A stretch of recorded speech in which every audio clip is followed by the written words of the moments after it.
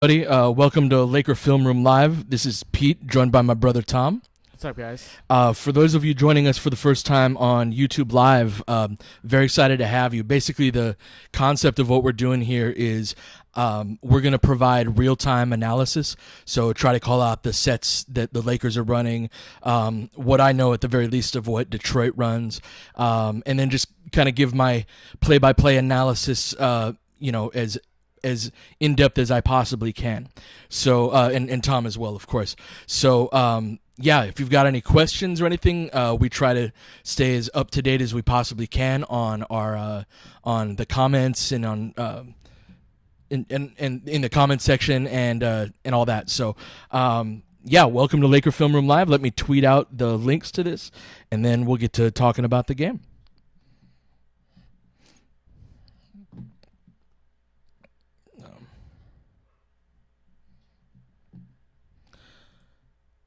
So what are you looking for tonight, Tom? Right now I'm looking for the link, so the Mixler people can get everything up. No, in seriousness, I think we need to run the right pace. I'd like to see that. Like Detroit runs one of the slowest paces, right? And if we can control the tempo, and can control their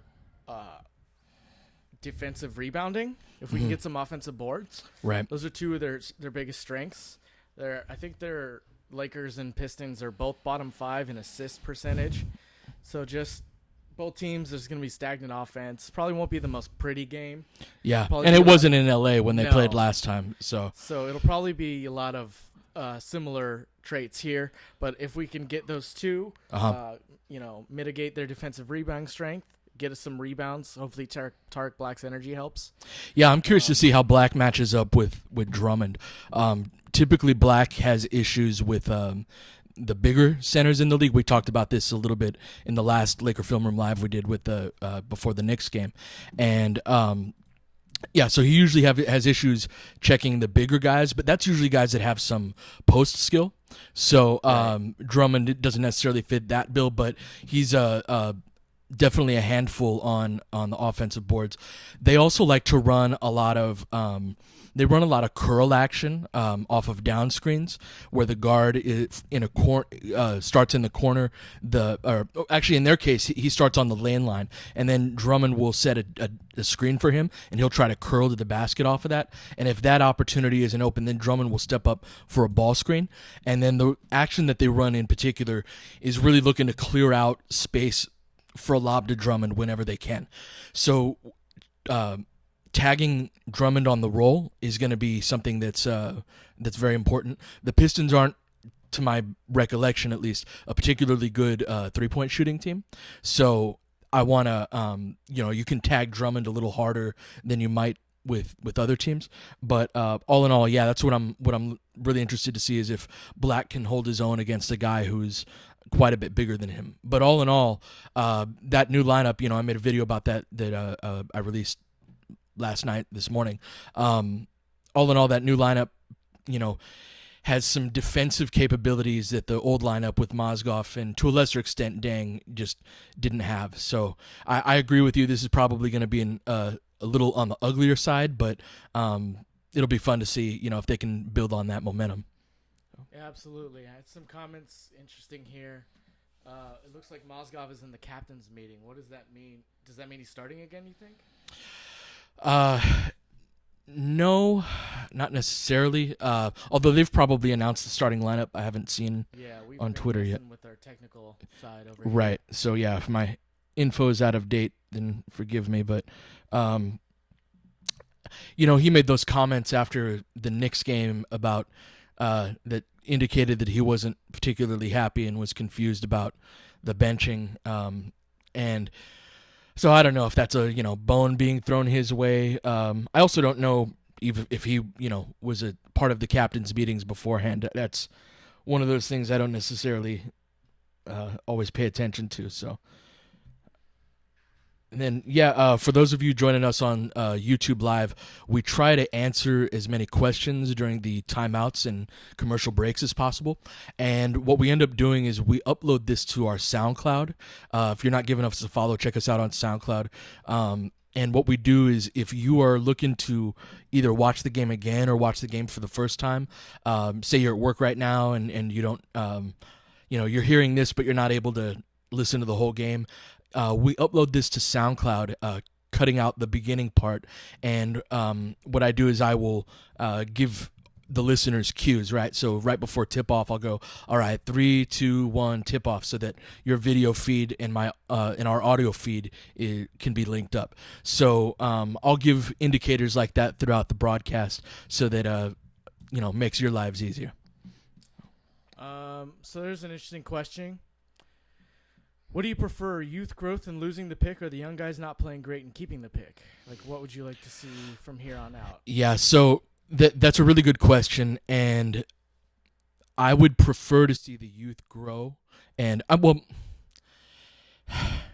the thing is that if it was guaranteed that we would keep our pick regardless, I might be a little more inclined to be like, hey, what's 27 more games or whatever, let's hold on to this pick. But really, Brooklyn is so far ahead of everybody, and Boston really owning that pick. They're so far ahead of everyone else that the best case scenario is the Lakers get the second worst record, right?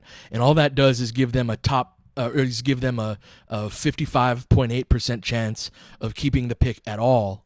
And I think like a 19 and change % of getting the top pick. So what you're saying is no matter how poorly they play, there's still no guarantee that they keep that pick. Right. So like the best case scenario is just a little bit better than a coin flip chance of keeping the pick. So under those circumstances, now if the Lakers were keeping their pick no matter what, and because I think this is a pretty good draft from what I've seen so far. I think there are at least 6 or 7 guys that I really like.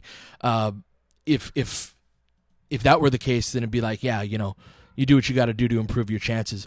But if it's between, like, say, Russell and Randall and Ingram really showing great chemistry in the starting lineup with Jordan Clarkson, who I thought did an excellent job running point, against the Knicks, and Nance and Zubats in the mix off of the bench, and all of them are starting to kind of gel and jive together, and say the Lakers, say they play 500 basketball from here on out. That's a pretty lofty expectation, but if they're able to do that, and then that means the Lakers have a, 30% chance of keeping the pick as opposed to a 55% chance, I'll trade that off. And with all of that being said, I totally understand the flip side of the argument to that. So if somebody thinks I'm an idiot out there for feeling that way, I feel you. I understand. All right. How we doing on the tech stuff, my man? Right now it's still just YouTube Live. I just put it in the Mixler chat, the link to this YouTube Live. A lot of people are asking why we don't have video. Obviously, we can't get video, right? We don't have the rights to NBA footage. We're going to be calling the game, so you're going to have to sync these manually. And you don't want to look at us, trust me. And yeah, we're doing this on YouTube Live because Pete's got some great videos of the summer through the season, and you guys know him from that. We've been doing this for a few games, and we kind of wanted to open it up to a new audience. I know right now we're panned in each speaker, so I believe you're right and I'm left, or I'm right and you're left, whatever. I don't see that as an issue so far, people saying. But people may be trying to listen to it through earbuds, and then that might be an issue. In post, I could probably do something about that, but we're working through YouTube Live issues now. Yeah, this is all. Bear with us for a couple of games on the YouTube stuff. This is all guerrilla radio and us trying to do technical stuff and watch and analyze the game while we're doing it. For the purpose of being able to share this with you. So we're gonna have, it's unavoidable, we're gonna have technical issues in the first one, and we've been doing this over on Mixlr as well, and we've gotten better at fixing some of the issues we had in the first couple of games, and the same thing will happen on YouTube Live. We'll get better at this and make this a more enjoyable experience for you guys. So thank you for bearing with us on the tech stuff. So looking forward to getting this one started. The last game had me pretty fired up with how they played. So. We are going to be linked up with the Spectrum TV broadcast. Yeah, we're watching this on the Spectrum feed. No, Daniel, he is not wearing a Cleveland shirt. So yeah, the game's going to start shortly. No,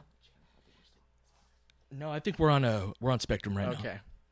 Yep. So we're good. Yep. What we got? So yeah, throughout the broadcast, any questions you guys have about the game or any of this, shoot them our way, and we do our best to answer as many as we can.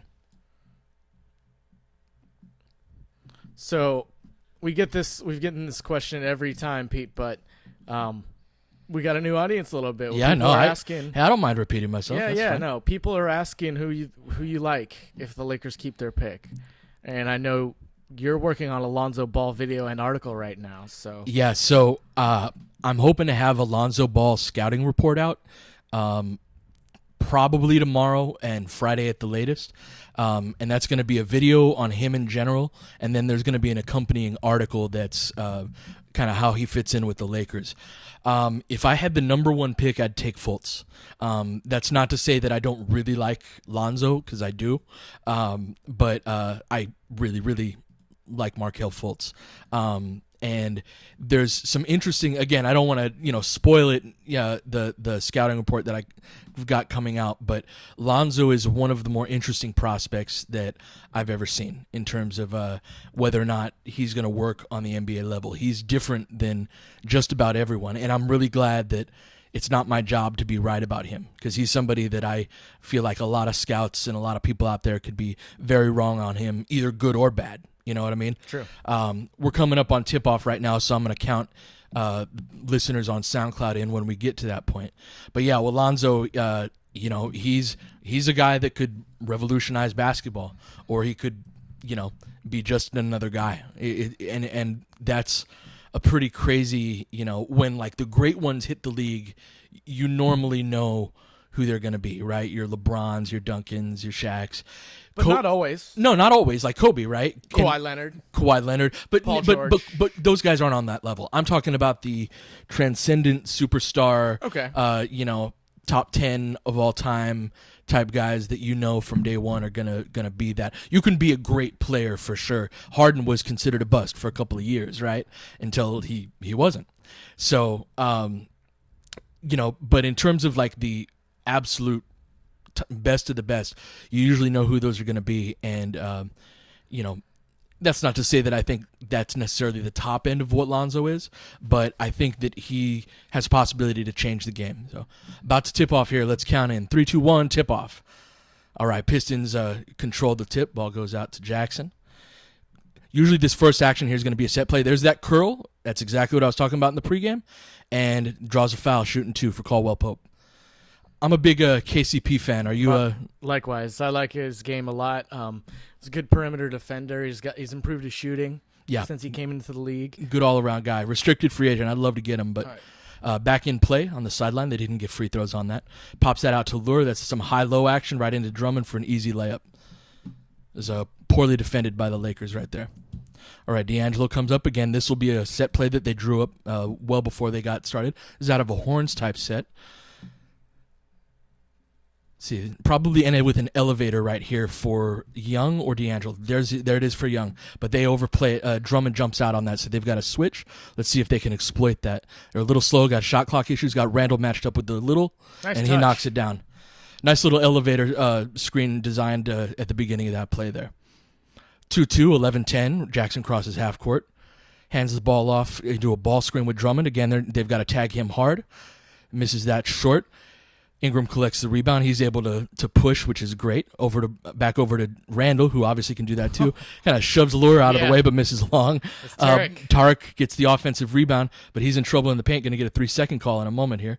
Kicks it out to Ingram for the spot up three. Knock that down, baby. Yeah. See, those moments right there are going to help us win this game. Getting offensive rebounds, second chance opportunities against the best defensive rebounding team in the league. Yes, sir.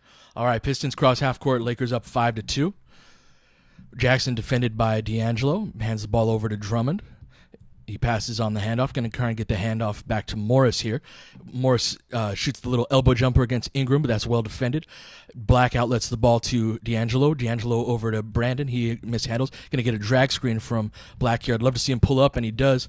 And he makes that. That's great to see. I was talking about this in the last game. Yes, sir. Is that his feet are not that great on those pull-up jumpers. 2 in a row like last time. Yeah, he had a lot more space on this one. So Brandon looking good in this starting lineup.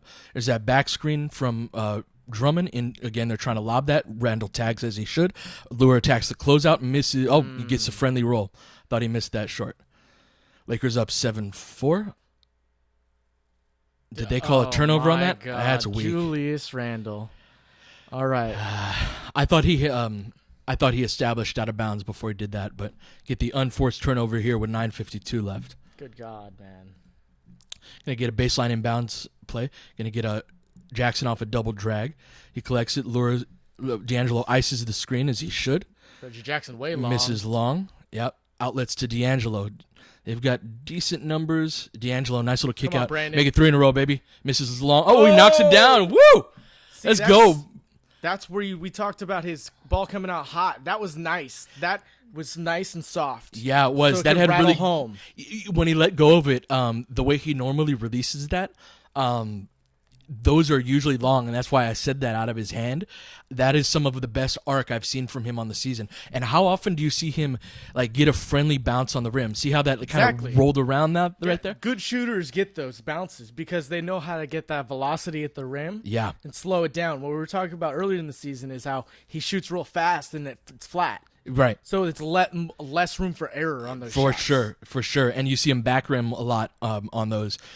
So, yeah, man, this move into the starting lineup for him may very well be a godsend. So, really excited about that. All right, Pete. So, what else are you looking for with this lineup with Tarek and Brandon Ingram on the defensive side of things?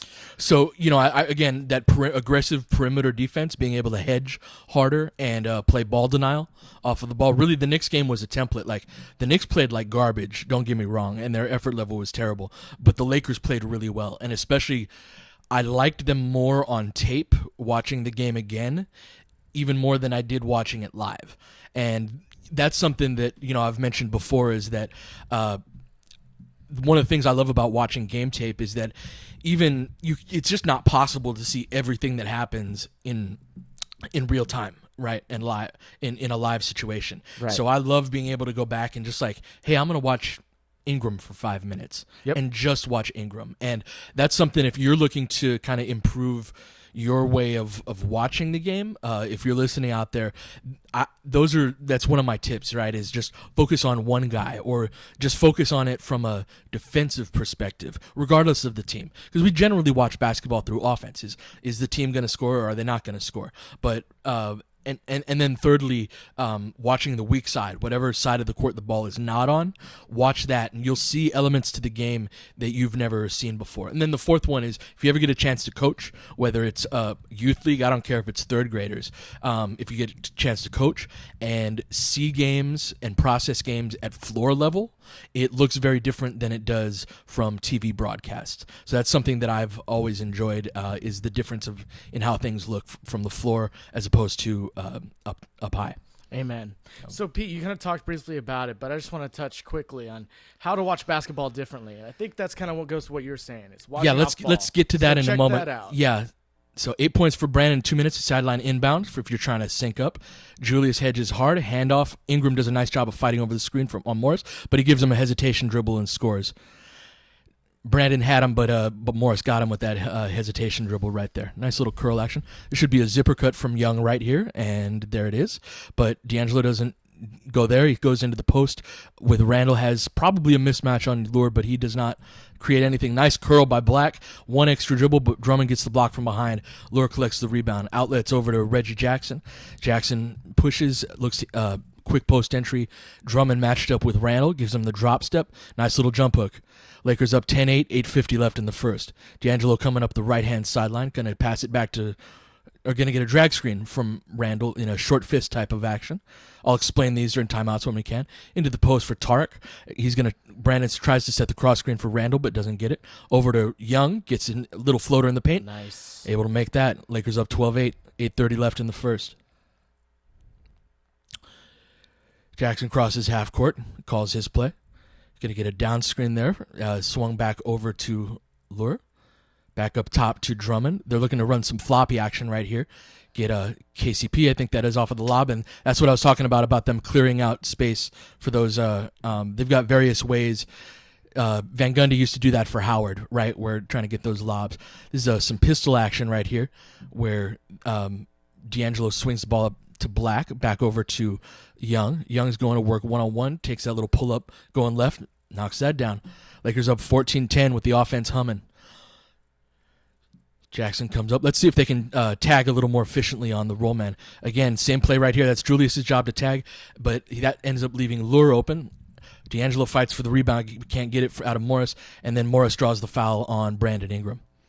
So that's kind of the challenge, right, of when Van Gundy's good at this sort of thing, at matching up skill sets, right, where on that one where they just showed the highlight, Randall didn't tag on Drummond on the roll, so he gets the dunk. So on the next one, Randall tags him, but that leaves a pretty good spot-up shooter in Lure open, and he's able to attack a closeout, and then you get a switch on the other side where you've got a guard trying to body up on a bigger player in Morris, not able to keep him off of the boards. Right. Are you expecting to see Mozgov in any run tonight, considering on Drummond's size? No, because I think you can do that with Zubats. I mean, not saying Zubats will be effective, although I think he was in the last Pistons game. But he can handle that from a size perspective. All right, D'Angelo brings it up, gets a high ball screen, a step-up screen from Black, going to hand off to Ingram. Ingram should collect his feet, but is a little late with that little post entry into Black. Black gives a nice little move on puts a nice little move on Drummond with the lefty layup. What's up with him, man? He did a Euro step last Yeah, man. game. No, he's growing. What's He's growing his happening? game. 7:15 left. Jackson comes up the right side, gets his screen there from Lure. D'Angelo goes under it, so Jackson misses short. But Black can't keep Drummond off of the boards, but he's unable to get the putback. Black outlets over to Randall. Randall pushes in semi-transition. Gets a handoff there to D'Angelo. Crushes a little too much. Gets the offensive foul on the handoff there. 6:58 left. Lakers up 5, 16-11. If you're trying to sync up on SoundCloud tomorrow, I'm going to count you in a moment. I'll let you know when it's inbounded right now. Jackson a little banged up, but he's all right. Comes up the middle of the court. Horn set for Detroit. Going to set a down screen for KCP. But then Lure goes to work just individually against Randall. Probably not the best option for them. Fight for the offensive rebound, and Ingram comes away with it. He's got some numbers, but decides to pull it back. Gives it over to Randall. Randall gives a nice little hesitation move. Finishes with the right hand. Beautiful. Nice inside-out dribble. Put Lure on his heels. Lakers up 18-11, 6:30 left in the first. Gonna get a handoff over here to, I think that's KCP. Young bites on the fake, and that's gonna be 3 free throws for KCP. And Young's dinged up. Just got hip checked there. Yeah. I remember a time last year when Julius Randle scoring with his right would make you reevaluate all other absolutes in the world. Right. And so he still is doesn't use it enough, but it's nice to see it, become more of a habit for him. I think he's also gotten better at driving to his right. And what I mean by that is you'll see a lot of times he'll drive to his right and kind of get a bump with his left shoulder to create space, and he'll shoot that little fadeaway from like 8 or 10 feet, Yep. and he's gotten pretty proficient at that. And then, you've seen him finish, like you said, a lot more effectively with his right hand this year. Not as often as I'd like to see, but... All right, we've got Ingram crossing half court right here. Let's see what the Lakers have run. This is going to be pistol with Russell going through, fights through the ball screen. Little hesitation dribble, probably carried there, yeah. and they called that. Russell's got to be more aggressive looking for his shot. The way that the Pistons are covering this, he's got some. They're going. They went under a couple of screens there, and he's got to pull up and take those open threes. But the offense is humming. No complaints there. 18 points in almost 6 minutes. Pistons crossing half court in a horn set. Gonna run some pick and pop with Lure, but don't create space. But he got a low post steal down to Drummond. He misses long. Randall gets the rebound. He's going to push ahead himself. Lure picks him up around the 3-point line. Going to get a handoff for Young. Going to cast away, but he misses that. Drummond gets the rebound. Hands off to Jackson, crossing half court. Defended by D'Angelo. Going to get a drag screen from Drummond. He uses that. Young tags as he should on Drummond, but that leaves his man open. Wide open three, but he misses. Drummond's able to get that on Black again, though, but he misses. Julius gets the rebound. Got D'Angelo running wide. He's got Laura on his heels, so he drives right again, but he gets stripped. Drummond's good at that. Pistons have numbers. Let's see. Oh, Brandon with the. That's a terrible call by the ref. Terrible call. He had all ball. Yeah, watch him hold Brandon's arm right here. Hold it down. Yep. Oh, man. That's perfect. And he was passing off right there. At the very least, that's a little bit with the body, but I still think that's a ticket. Yeah, that's weak. All right, if you're syncing up, we got sideline inbound right now to Jackson. Gets a handoff to... No, he keeps it. Swings it up top to Drummond. Defended by Black. He dribbles to his left. Shoots a little lefty jump hook. And that was Mark Morris bodied up, I think, Nick Young there. And Luke doesn't like what he's seeing. He's going to call a timeout. Got 5:16 left in the first. Lakers up 18-15. All right. I know we had a question in here earlier. People talking about Ingram's does Brandon Ingram stay stagnant after starting hot, do you think? Like, as a habit? It depends. Teams are going to... When a guy scores 8 points in 2 minutes, they're going to make a little adjustment, right? Where they were really playing off of Ingram those first 2 minutes. And now they're not playing as off on him as they were. And so that means other opportunities are open. So it's not a matter to me of Ingram being passive or anything like that. He just, just the shots haven't been there, and that's fine. That's fine. Sure. What else we got? So I guess I'll bring something up. Andre Drummond, everyone knows as one of the worst free throw shooters in history, basically. Yeah. He's shooting a career best 43.8% from free throw. Now, I bring this up because I brought this up to you offline a while ago, but Malcolm Gladwell had an interesting podcast called Revisionist History, where he breaks down the one season that Wilt shot granny style, his free throws, and how he was like a 65, 75% shooter after he did that. But he stopped doing it. Yeah. Because you get made fun of. Right. Even Wilt, a guy who scores 100 on you. Yeah. And slept with a million women. Yeah, right. Gets self-conscious about looking. And I forget the name, forgive me, but the kid from Africa on the Rockets shot an underhand free throw this year. Yeah, Chinanu Onuaku. Yeah. That's how he shoots him. It's not just one. That's how he shoots them permanently. And because he was horrible the other way. Yeah. And I think, we're Laker Filmer. We like diving into the basketball analysis. Right. Not seeing these guys do this. Yeah. Is just an affront to good basketball. Yeah, let's get back to that, because it's kind of it's certainly not a widely embraced idea, even if it's a correct one. So yeah, let's talk about that more when we get a chance. Yeah. We're coming back from the commercial break. Got this shot of Nance right here. He's played well the last couple games. D'Angelo crosses half court out of the timeout. Gonna get it flow into this is gonna be their post up for D'Angelo. Try and get him a look. Catches that a little farther out than he'd like to see into a ball screen with Black. Drummond hedges that hard, so D'Angelo dribble drags, but nothing was open. He's going to skip that over to Young. Got 4 on the shot clock.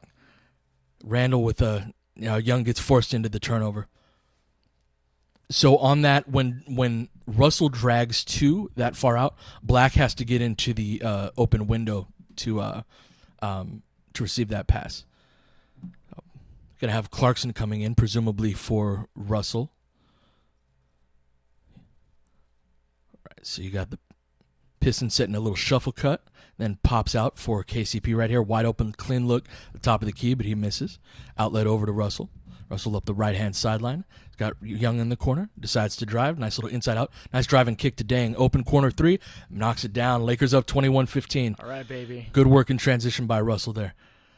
He picks up Jackson, gets a high ball screen, but he rejects that from Drummond. But Russell recovers. Good defense, good help defense there. Kicks out for the open three, and they make that. Who's that? Harris? Nice. All right. Russell comes up, going to get a drag screen. He rescreens, black rescreens. He uses that. He puts his man in jail, but doesn't have anything available. Little entry pass to Julius. See what Julius does against smaller guy. Nice little rip through, but keep going. Isn't able to get that to work. Jackson crosses half court, semi-transition, kicks out for another three. He misses that long. Young collects the rebound.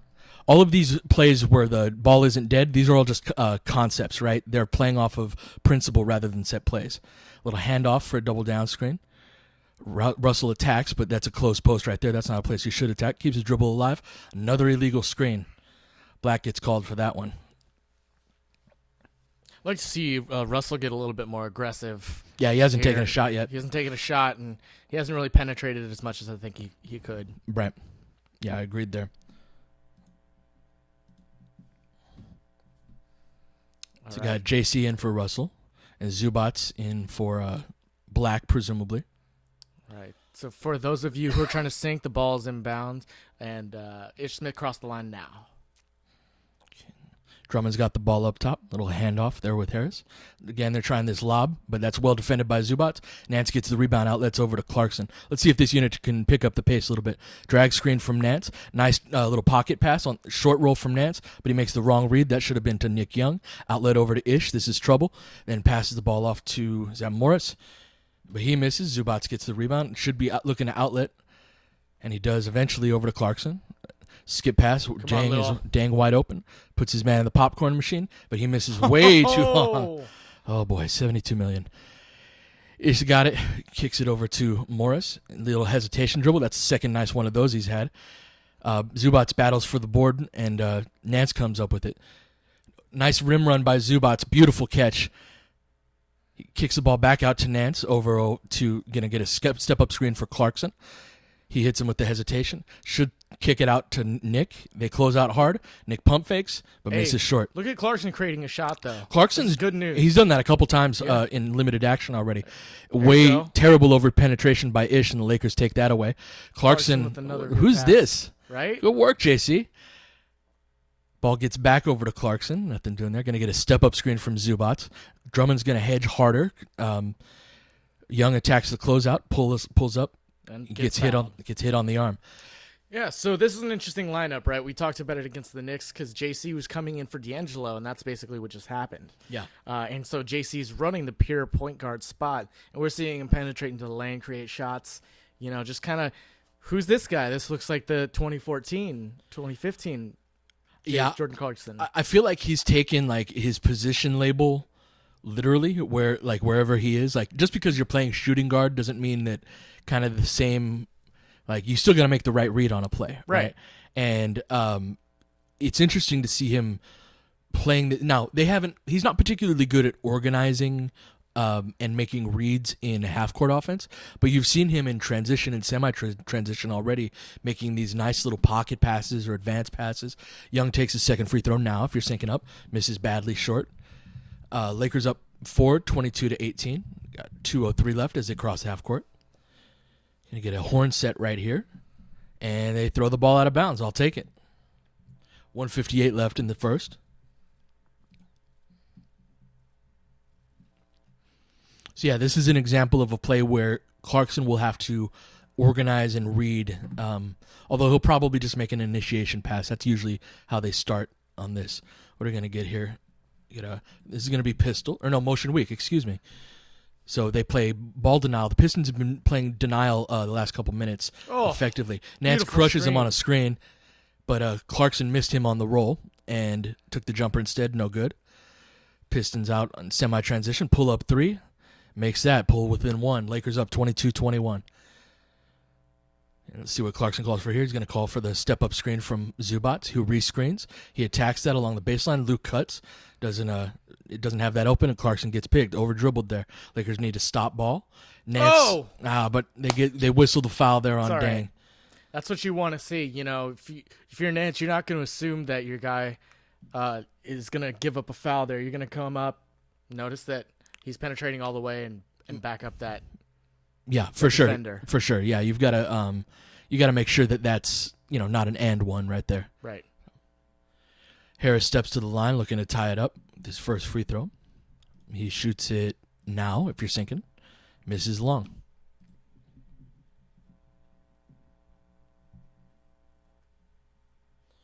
Lakers already with 8 turnovers. Very frustrating.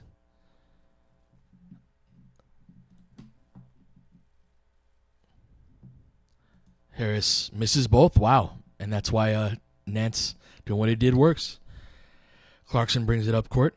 Gonna get a swung up top to Nance. Dang with the post steal, but they don't get it to him. Swings over to Lou, going left. Nice roll for Nance. Good. Kicks it out through the hands of Harris, but Dang misses the spot up corner 3. JC fights for the rebound, but KCP comes up with it. Outlets over to Smith.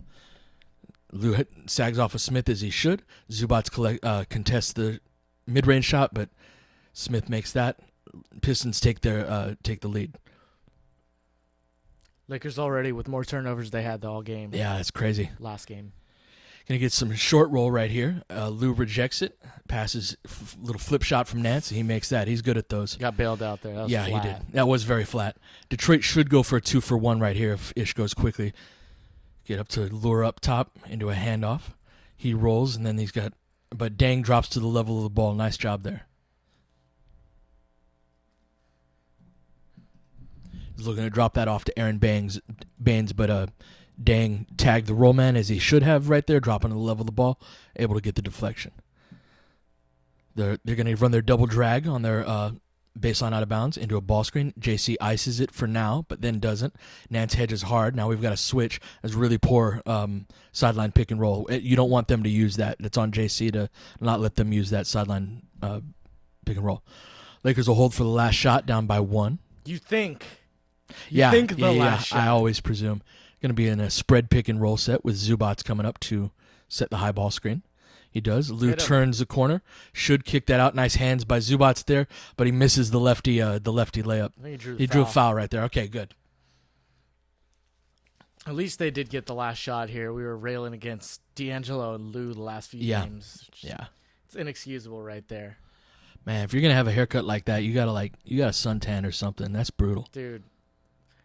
I always love it when the dude's beard is like 5 shades lighter than his hair. Right. It's like like, who you fooling, man? Zubac misses the first free throw. Going to take the second one with 4.4 left on the clock.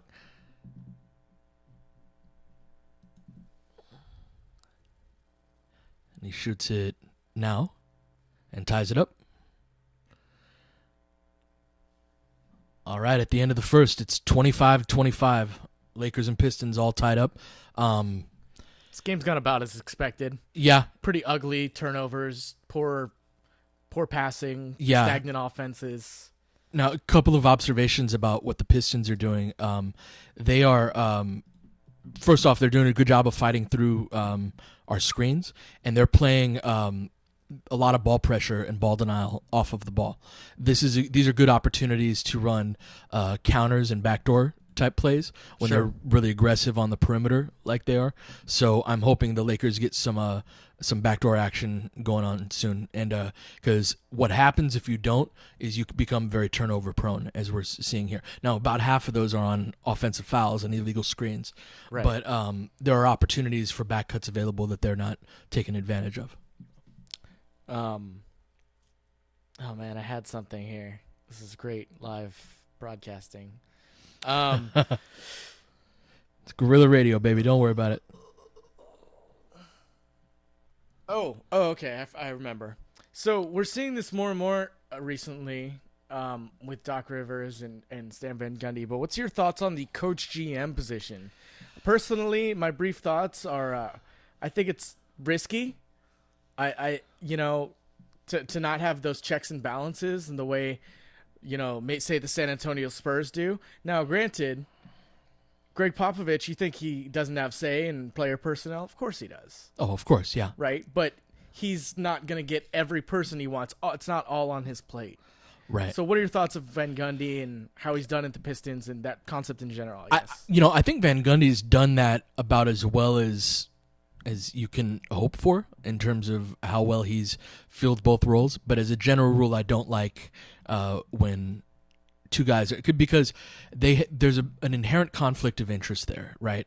Is coaches, like, kind of the whole thing in a locker room setting is like you're telling everybody, hey, it's all about us. It's all about the 12 or 15 guys or whatever that we've got in this room, and we're all that matters, and the rest of the world doesn't matter. And then a GM's position is to build the team in a long-term perspective. And so you're going to have, like, coaches are going to develop personal, important, in-depth relationships with guys, as they should, from the coaching position. And then, are you going to let that cloud your judgment when it comes to trading that guy away or re-signing him? Right. Like, those are different.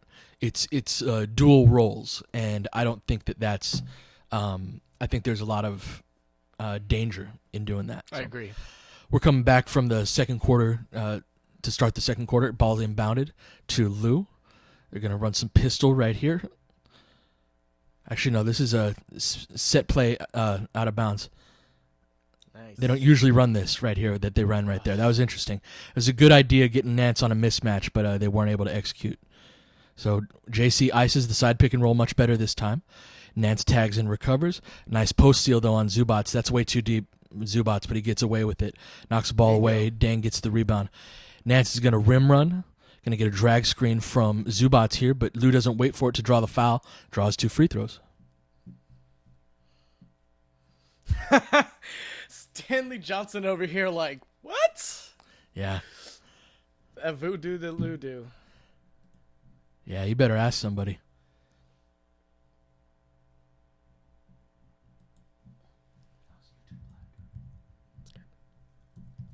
Lou makes the first free throw. Lakers up 26-25 with 11:26 left.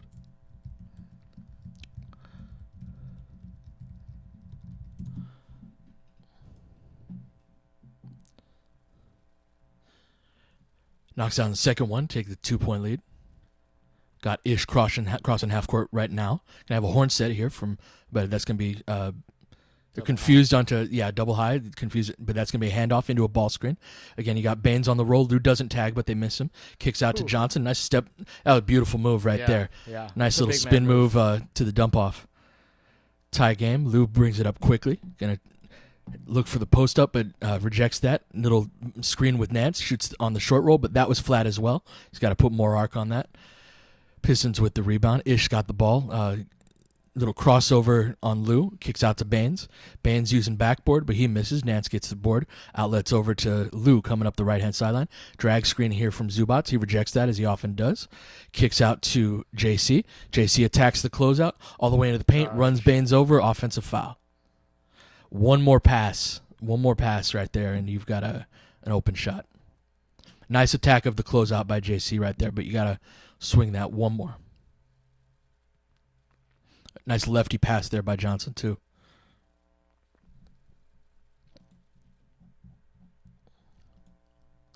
All right. You got Harris coming off the curl, shoots a little elbow jumper and makes that. Pistons take the lead. JC crossing half court. Going to run some some chin fist right here, to get Lou going left, and they do, and he draws 3. So chin fist is, you'll see the Lakers sometimes, as they did right there, the two guards as they'll cross half court. That's what's referred to as a 2-guard front.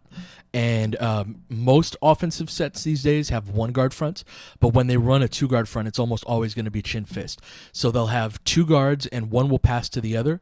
It's usually going to be Lou on the right side if you're facing the basket, and then the initial ball handler on the left side. and then they're going to pass the ball off from the guard, from one guard over to Lou, and then there's a big that steps up to set the screen, and the idea is to get Lou going to his left to either shoot that jumper or attack off of it, and they got the 3 free throws off of that. So that's a good little play they run specifically to get Lou going. Third free throw up now. He makes all 3. Lakers take a 1-point lead. This will be a set play from the Pistons right here. This little step-up screen, trying to clear out space for that. 10 minutes left. Lakers are not helping as they should on the clear-outs. So JC gets the little step-up screen from Clarkson, gets the foul, goes to the line shooting 2. I think that's 3 fouls in the first 2.5 minutes. Yeah, it's good to see. So yeah, free throws are the best shot in basketball. This is an ugly game. It is. It is. I'm okay with that. You need to be able to know how to win ugly games, especially a 4th game out of 5 on the road. You know what I mean? Exactly. And you've got JC misses the free throw. It's good to see them. It's hard to be competitive with 10 turnovers at this point. True. You know, they're down by 1. Hopefully JC ties it with the second free throw right here. It goes up now if you're sinking. So they're tied with 10 turnovers with, 9:48 left. So clean that up, especially their screen setting. They'll be all right. Again, that's the little ram screen from Baines to pop out on for Harris, but he slips off of that. Excuse me, that's Lore getting in the short corner. Forgive me, I didn't see whose blown assignment that was right there. Going to get Zubats. Was going to set the drag screen, but Lou over-penetrates, throws the ball into traffic and turnover. And that's the and then Luke gets it back. Yep. Luke gets it back. Got a 3-on-2. Little floater from Clarkson. He's good at that, but misses. Thought you should have given it to Dang there. Probably so. Ish crosses half court, and JC picks his pocket. Let's go, baby. This is just mean. This is ugly basketball, but I'll take it. Big brother, little brother stuff. They had a stretch, I think, in the game at home that was more and more comical of the season, if I remember. Yeah. Coaches don't like this. Yeah. Van Gundy calls a timeout. They don't like when it gets out of pocket like this. So tie game at 33. Van Gundy telling him Ish that happened twice, man. What are you doing? Yeah. Let's get some more questions, guys. Shoot us some questions. Feel free. What do we got?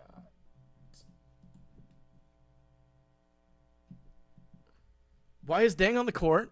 I mean, that's. I don't think he was really asking that question, but I think it's valid.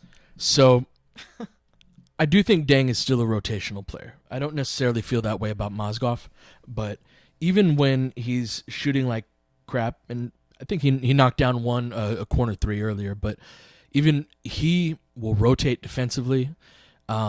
He will usually, now, mind you, he may have been the guy, I didn't see it, but who blew that assignment on the lure dunk right there. But he runs the court well, he rebounds fairly well for his position, and he will rotate defensively. Now, I'm damning him with faint praise right here. That's right. You're not getting $18 million worth of player, no matter how you slice it. But I do think that he's, especially on a team like the Lakers with so few guys who can be effective without scoring, I do think that he provides some degree of value. Well, I think, too, considering we always say he's a 4, and he's a rotation player, but we're still not using him maybe the best to what he can bring us at the 4. Right. So, him playing next to Nance and Zubats, the guys who can't really space the floor. It does him no favors for sure. Yeah. Yeah. So, one guy wants to know, this is a tough question to answer, but how many shots would you like to see D'Angelo take per game? Not 0 like he's at right now, that's for sure. I'd like to see him around 15. I'd like to see him average, around 15. I think he's relatively close to that. I think he's at like 14 or so. Right. But so maybe 15 to 17, that's somewhere like 4 shifts a game. Right. And so that's like 4 to 5 shots a shift. And he's not playing as many minutes as he probably should be, so he's getting 14 up in, 26.6 minutes. Right. Inbound, we're back from the break. Going to get an elbow touch here and see what they drew up. Again, they're going to try and clear out a lot, but JC walks under. Stanley Johnson gets an and one. It's really silly mistake right there. So yeah, with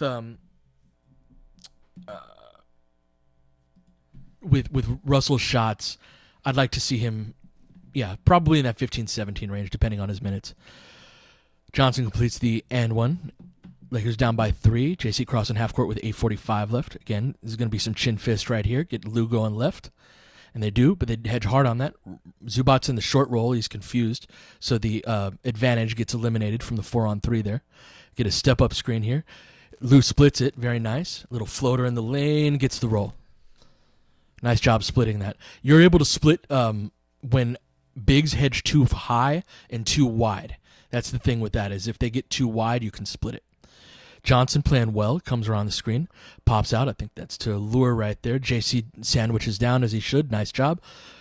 Lou's got the ball coming up. Going to get a drag screen from Zubac. He uses this one. Should kick that out, but instead goes to Zubac. He misses flat and short. Johnson gets the rebound, pushes himself, matched up with JC. Gets a drag screen from Baines there. Dang bodies up on Baines, but it doesn't matter because he's able to make that little mid-range jumper. Good shift here from Johnson.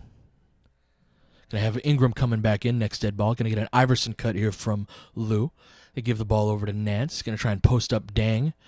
That's a poor decision. Poor decision by Nance right there. Tobias Harris with the steal. Is a danger time right here. Johnson is feeling himself. Kicks over to Baines. A little easy free throw line jumper. Lakers probably need a timeout. Luke doesn't. Chooses not to. Let's see what we're in. Not even sure they know right here. Chin fist again. They hedge that hard again. Rescreen from Zubac, another hard hedge, but Lou gets the outside corner. Zubac's got to make that and does. Nice touch, big man. Nice little jump hook. So they're working that little two-man game off a chin fist with Zubac and Lou. Yep. Gonna get a handoff to Johnson into a ball screen. They like doing that, sending guys from the corner into a handoff into a ball screen. And the Laker defense right now, interior-wise, is very poor. You have Lou coming up, rejects the drag screen from Nance, tries to go behind his back, but that gets deflected. He recovers it. Nice little pocket pass. Little high-low action into Zubac, but that wasn't open. Gets blocked by Baines. Ish comes up with it. He gets fouled crossing half court. Good Lord. 6:33 left. Lakers playing very poorly right now.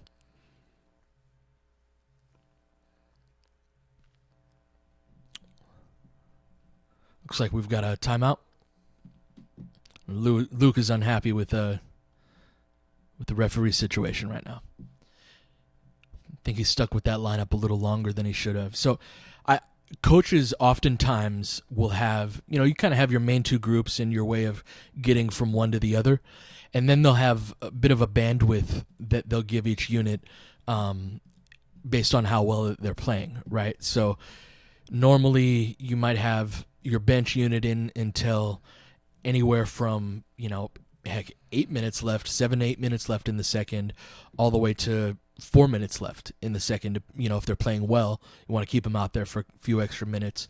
That's kind of usually how it's done. I feel like Luke does that less, and I feel like units, with the exception of when he gets pissed off and subs everybody out, units are pretty much going to play their shift, good or bad, and he doesn't, pull entire units all that often. And I don't mean in terms of 5-man subs, sure. But yeah. That said, he has been experimenting more lately with some of his lineups, and like you said before, you'll see Jordan Clarkson at the 1 with like Luol Deng, Nick Young, and Nance and Zubac. It's some interesting stuff going on out there. But I think right now you're going to see the Lakers starters come back in. It's about that time anyway, about like 6.5 minutes left. Yeah, I hope so. He usually waits a little bit longer, which is why nobody's playing 30 minutes. But yeah, the second unit has not played particularly well, so curious to see who he comes back with.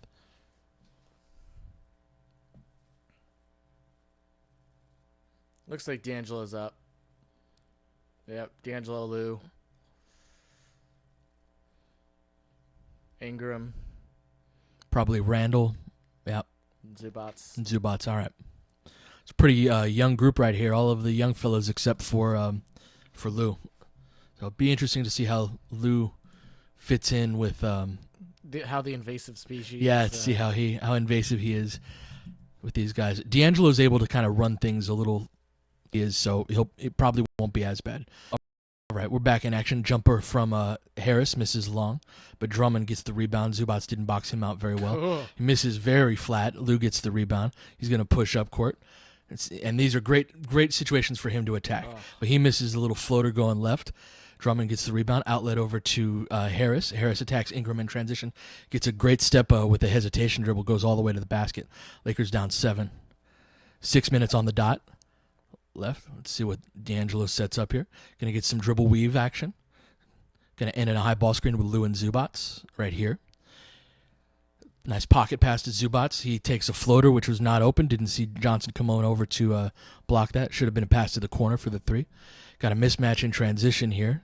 Got a Jackson crossing up Randall, and he makes that. Pistons on a big-time run right now, up 46-37. Lakers push up the sideline. Going to get a quick post up with Randall. He bodies up on Harris, but Drummond cleans it up, blocks that out of bounds.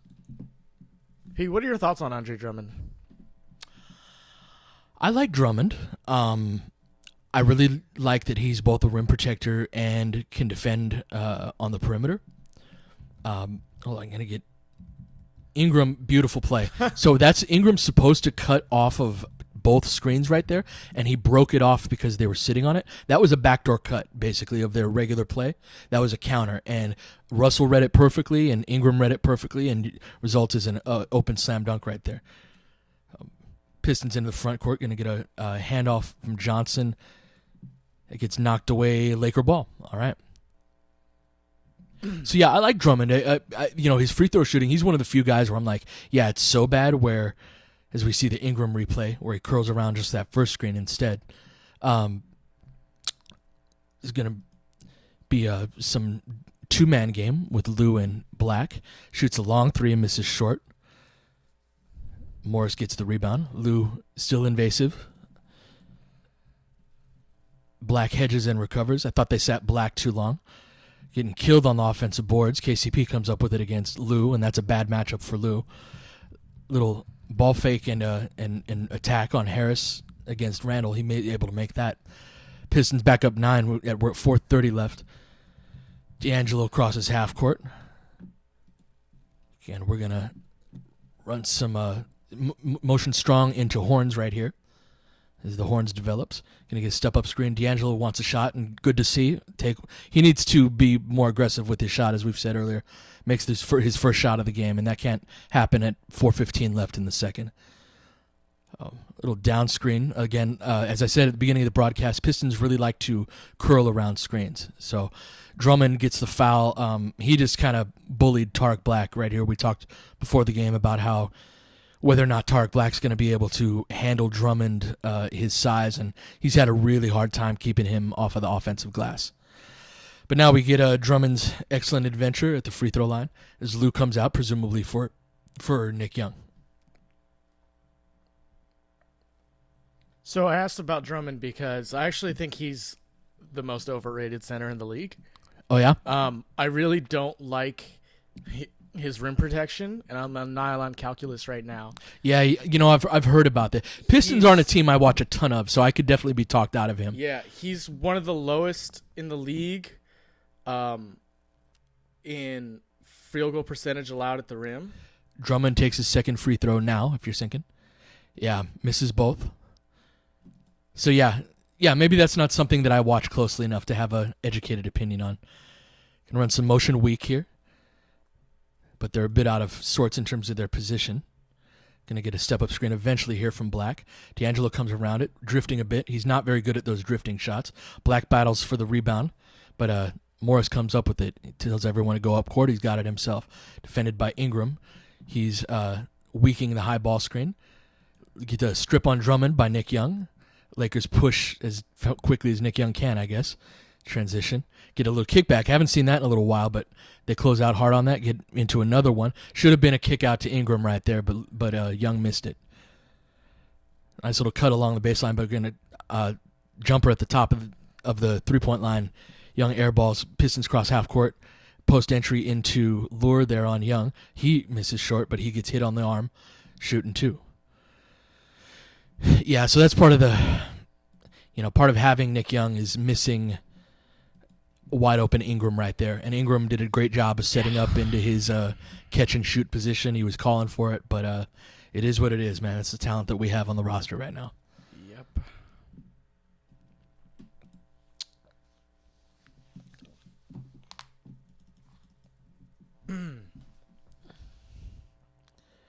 The second free throw up, Lure makes that 9-point lead, matching their biggest.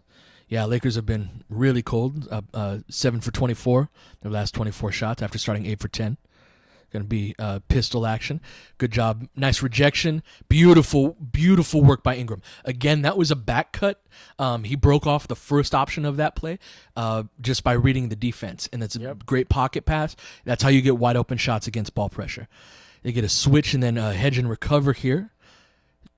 D'Angelo thought they were going to switch that, but Black called him to come back. And Jackson knocked down the 22-footer. Back into some pistol action. Got D'Angelo on the wing here. Re-screen angle from Black here. Good inside-out dribble. Should be a corner three, and it is. Wide open for Nick. There we go, baby. Nice. Really well navigated there. As I said in the last game, his point guards come off of ball screens, and you've got a big hedging hard. If you give them an inside-out dribble, you'll be able to create an advantage oftentimes. Lakers give up lob on the other end, though. D'Angelo crosses half court. Defense has been very poor over the last few plays. Step-up screen from Black. Young gets his feet under him, but misses flat and long. Drummond collects it, hands off to Jackson, crossing half court. Matched up with D'Angelo. Gets a ball screen from Lure there. There's going to be some pick and pop. Nice help by... So that was nice help by Black, but Randall didn't rotate back over to Drummond quickly enough, and they got the and one there. So Pistons whooping us right now. I really don't think Black should be guarding Drummond. I don't like the matchup. I don't like the size advantage. He can anytime Tariq Black gets put in a position where he has to help and recover on Drummond, he doesn't stand a chance. Well, sure. In that situation, that was Randall. That was right. But he if that's Mozgov's length, he has a little bit more of a chance to stay back against the lob and maybe contest. The problem with that is so the reason that Black had to pop out on that is because it was Lure behind the 3-point line. So you're either getting if it's Mozgov, you're conceding that shot. So that rotation on the weak side from Randall right there, ideally you want to check the cutter right there and belly up on him before he gets the step on you, because he shouldn't be able to curl into the paint off of that right there. But Randall's a step too slow on that, so they gave that up. I hear where you're coming from, but with Mozgov in a Drummond Lure type of situation, you're going to give up a lot of catch and shoot open threes to Lure.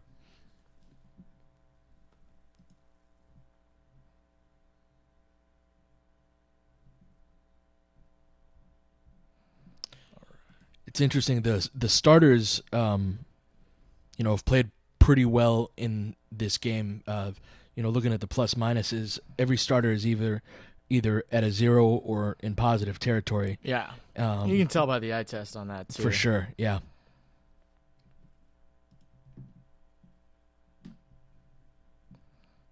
So, someone's asking.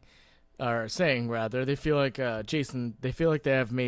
has made 0 improvements on defense this year. What would you say to that? I think it's fair. It's a fair observation because his improvements are really matters of engagement and focus. Right. So that's a frustration that I like. So I thought he was great in the Knicks game. I thought he played really well on the defensive end. But then in a game like this, he's missed several rotations, and that's very, very frustrating to watch because these are things that you have to do to be a good team. No matter what he puts up in the box score individually, you have to do those things in order to win games. Drummond misses his second free throw. Got Ingram crossing half court. Pull up his pistol again. They've been running this a lot. Ingram should reject this, and he was going to, but we get an illegal defense call right here. So when they're overplaying and they're icing that pick and roll right there, he just needs to drive that baseline so that they can, that pocket pass that we got to Tarek Black. Right. That's how he got that. Looks like defensive 3 seconds. Got Nick Young hitting the 3-pointer or the free throw right now. Maybe that's foreshadowing. You decide. Let's hope so. Be nice to see them cut this down to like 4 or 5. Yeah. Got 1:37 left, sideline inbounds right here. To D'Angelo up top to Randall. Going to set a down screen for Ingram. Should flow into a handoff, but he rejects that into a handoff for D'Angelo. D'Angelo, again, should be looking to take those shots when they go under those screens, but he's not. Randall takes a tough little contested jumper right there. Right play was a kick out for the 3. He misses short, his first miss of the game. Contests on the 3. Nice contest, misses long. Young taps it over to Randall, who should look to push. Come on, push it. There you go. Don't run your guy over, but in a kickback with Young, gets his feet under him, sort of, but misses long. Outlet over to, oh, wow, come on, guys. Lure by himself, Black. Wow. Black gets the block. He gets a clean block. Wow. D'Angelo crossing half court, very surprised. Swings it over to Randall. Randall mishandles, or Ingram, mishandles a bit. Lakers looking to see what they're going to do right here. Going to get a ball screen, a veer screen for Young. Nicky. That's how they get. I'll explain that in a moment. Young tried to pass that over to Randall, but that wasn't available. So what they run right there is a play called veer, where Nick Young pretends like he's going to set a ball screen, but he slips it. That's a good way to beat trapping aggressive defenses to get a pick and pop.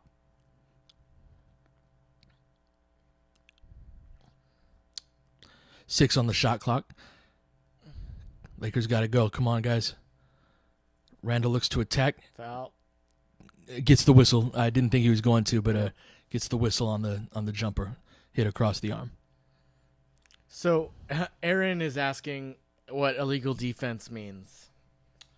It's I suppose I used an old term right there. Yeah. It's defensive 3 seconds these Yes. days. It used to be called illegal defense prior to 2001 when they made the rule changes. In the old days, you used to have to be within arm's length of your defender, of the offensive player, if you were off of the ball. Yep. There's also something called illegal offense, which would be called every once in a blue moon, where you couldn't have 4 guys on offense above the free throw line.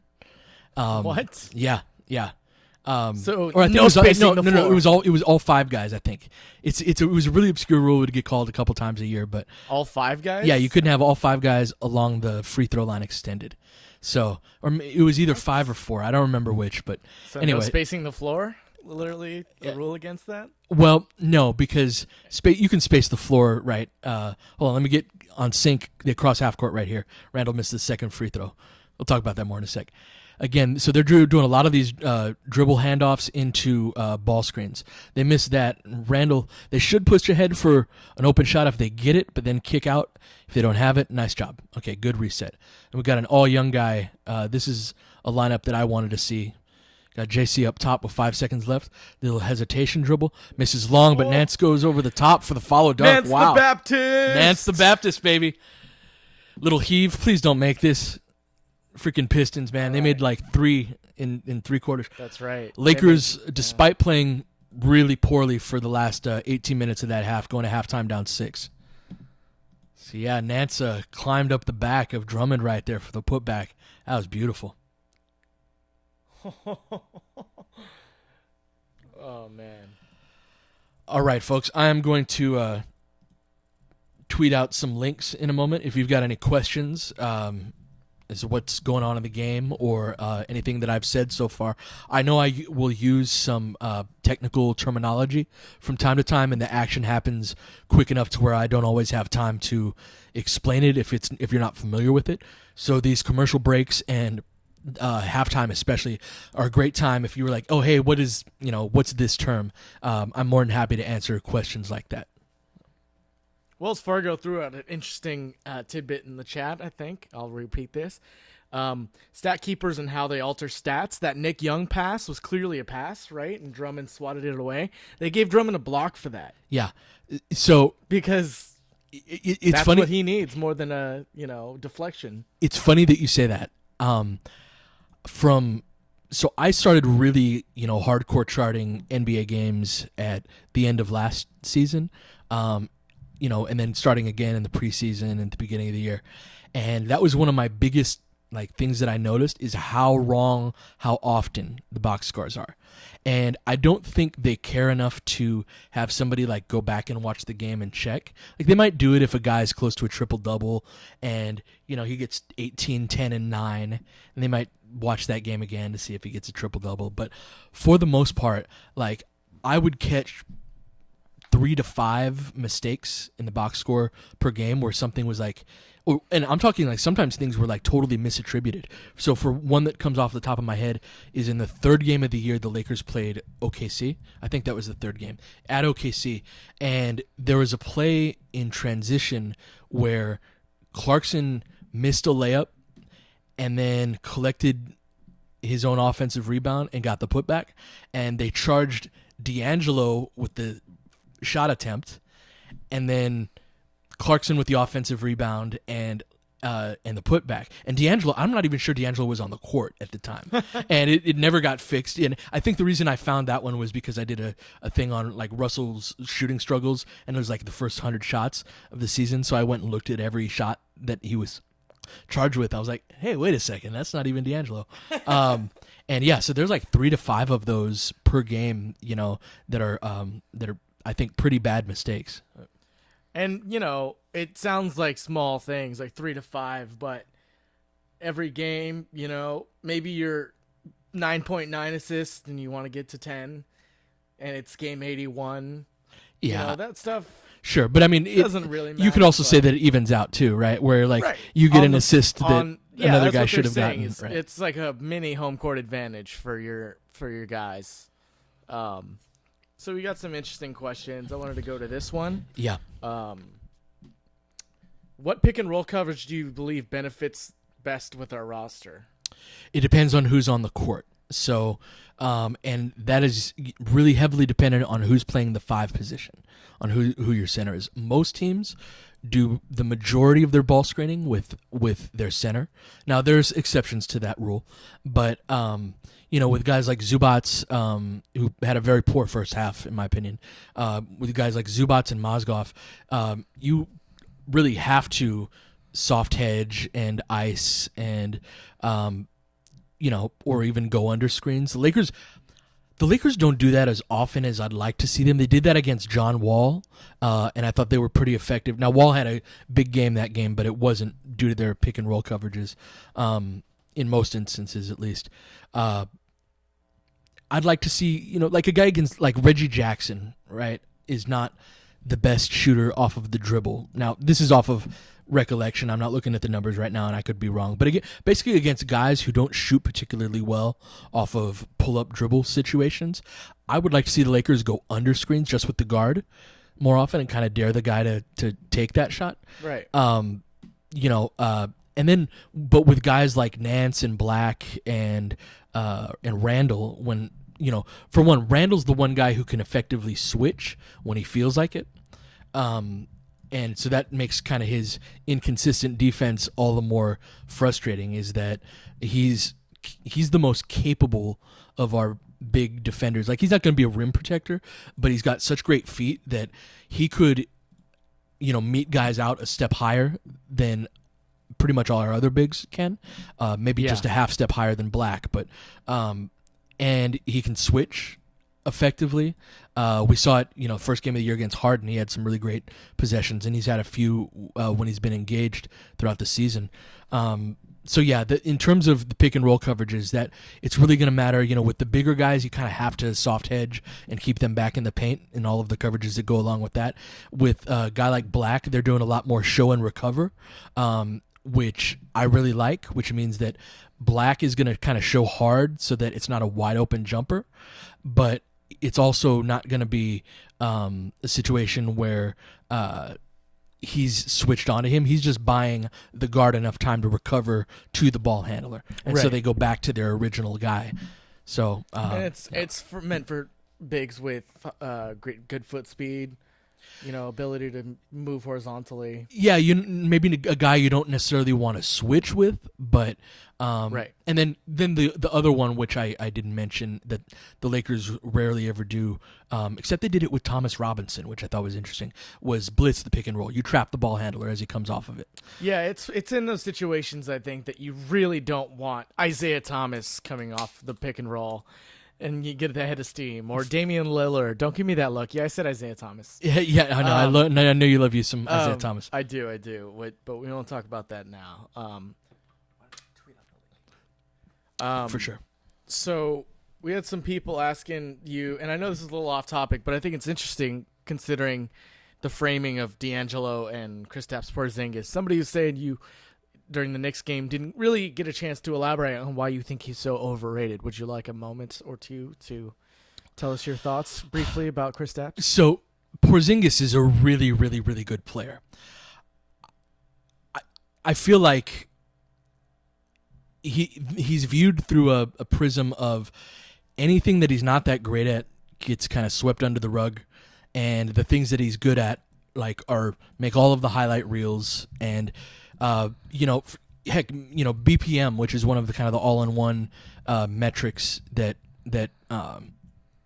it's Basketball References, kind of where 0-0 is the best or is the average player, and you go from there.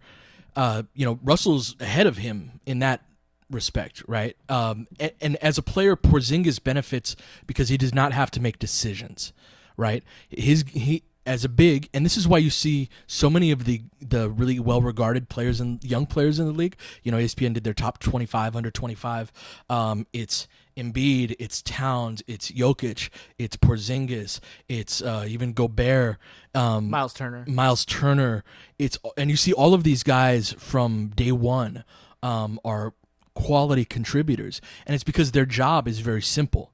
And then you look at who are the good point guards in the league under 25, and it's Kyrie, and then D'Angelo, Dennis Schroeder, Elfrid Payton.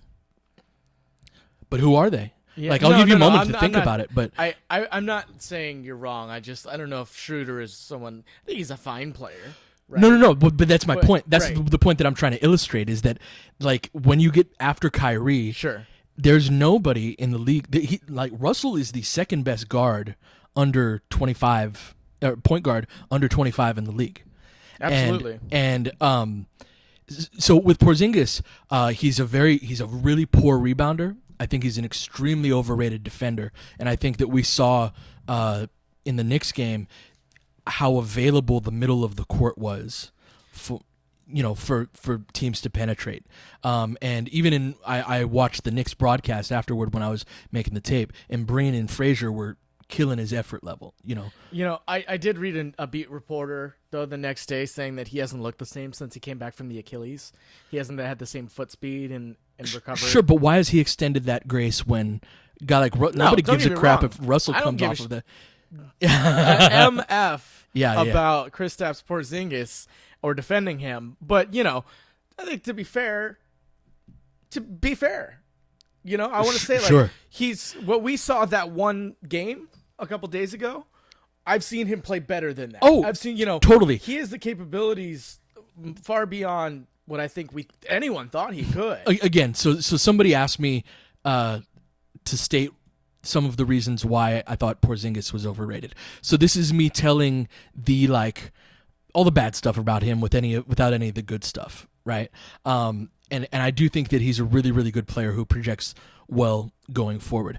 I just think that and the same thing happened last year where he started really hot, and that's when the narratives get set, especially for casual basketball fans. And none of us watch every team, every game, right? And so you see the highlights, and it's one dude just and he's fun. He's like this 7'3" guy that can shoot threes, sure, alley-oops, some great block shots. But he faded badly over the last 3 months of the season last year, and it's happening again. And there's a long history in the NBA of guys his size not being able to physically endure the rigor of an 82-game season. So all of that being said, he's a fantastic catch and shoot guy. Again, none of these are decisions that he has to make. These are creations of other players. Right. And that's the difference between his role and D'Angelo's role. D'Angelo has to create shots. Porzingis doesn't really. He's shooting spot up threes. He's attacking closeouts, and will occasionally get an isolation or look in the paint where he'll look to or post up where he'll look to shoot over a guy. But his job just is really all bigs, with the exception of Jokic, who they run a lot of offense through in Denver. Yes. Who's one of the best passing bigs He's in a long time. He's so dope. If you have a moment, literally go Google Jokic highlights passing. He's amazing. He's maybe the 15th best passing point guard right, in the league. Right. Like, he's that good. No, he's point. I saw there was an interesting little Twitter discussion recently of about the best passers in the game, and few people had him in the top 10. As one of the best passers. So, go ahead. I was just gonna mention briefly a Bleacher Report article that I saw recently where that broke down the best playmakers at each position according to the numbers, and in their metrics, they had Julius Randle as the second best playmaking power forward in the NBA, right behind Draymond Green. I don't have a problem with that. No, and I don't either. And there's a few other people on this list that I don't love. So it's Draymond Green first at power forward, Julius Randle second, and James Johnson at third. Small forward's going to be LeBron, Jimmy Butler, and Giannis.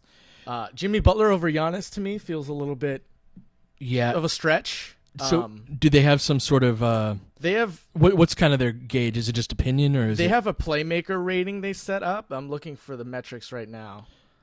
So I'm a big stats guy. I like analytics and things like that. It's also something where I feel like we can get to so and so came up with this number, and obviously it's good because it's a number, right? And there are bad analytics out there, just like there's bad anything else. And so I kind of raised an eyebrow when I heard Butler over Antetokounmpo. So yes, the metric is determine how many of a player's points per game came in unassisted fashion. Add a player's points created by assists per game, as that takes into account passes leading to more than 2 points. Divide the sum of possessions used, then multiply by 100. For the sake of aesthetics. Right. So Randall's playmaker rating, which is what I just described, is 96.34. Okay. So it's just under 1. Sure. Essentially is what they're doing there. Well, I mean, Randall has been incredible in transition this year in terms of creating for others.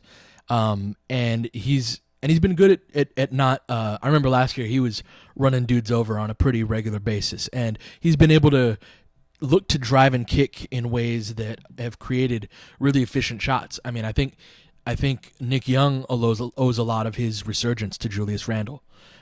He's those created a lot of those kickbacks and a lot of open spot up jumpers for him. Have really served him well. So, I'm. Yeah, it's a decent enough metric. I've got no issue with it. So, part of the weight for him that put him up there was his unassisted points. He creates his own shots that aren't assisted. Yeah. I'd like to see that actually decrease. I agree, because the capability is there. It's great to have that, but he's a little too reliant on it. Yeah, the ball stops. Yeah, the ball and he can forces stop. things too frequently. For sure. So, thanks again if you're joining us on YouTube Live or Mixlr.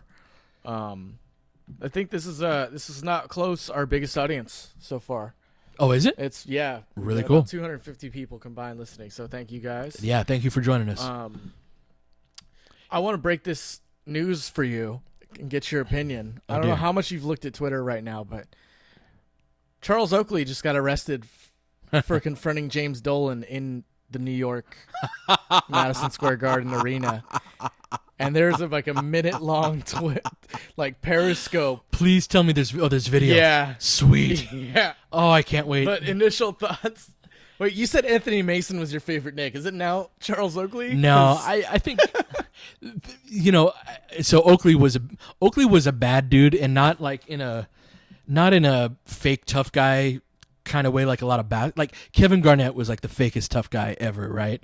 Like Oakley would whoop your ass. Like he would wait for you at your car, and and that's why it's funny to see him like he'll son Charles Barkley like it's nothing, like 20 years after their career, he still wants to fight him. Oakley isn't all the way right in the head. But he's also part of the irritating kind of like, today's basketball sucks and it was better back when I played, and that kind of comes with the territory. That's the get off my lawn basketball Twitter. for sure. And so I find that a bit irritating, and mind you, I mean, you know me, man.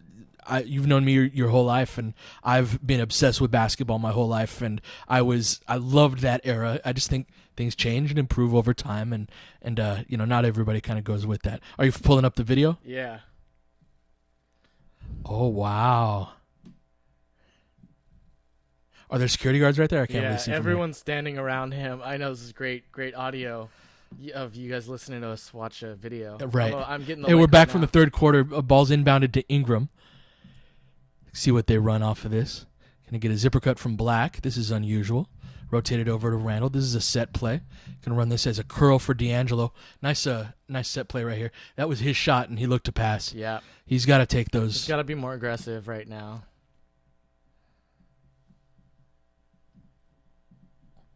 He expected Drummond to rotate over more.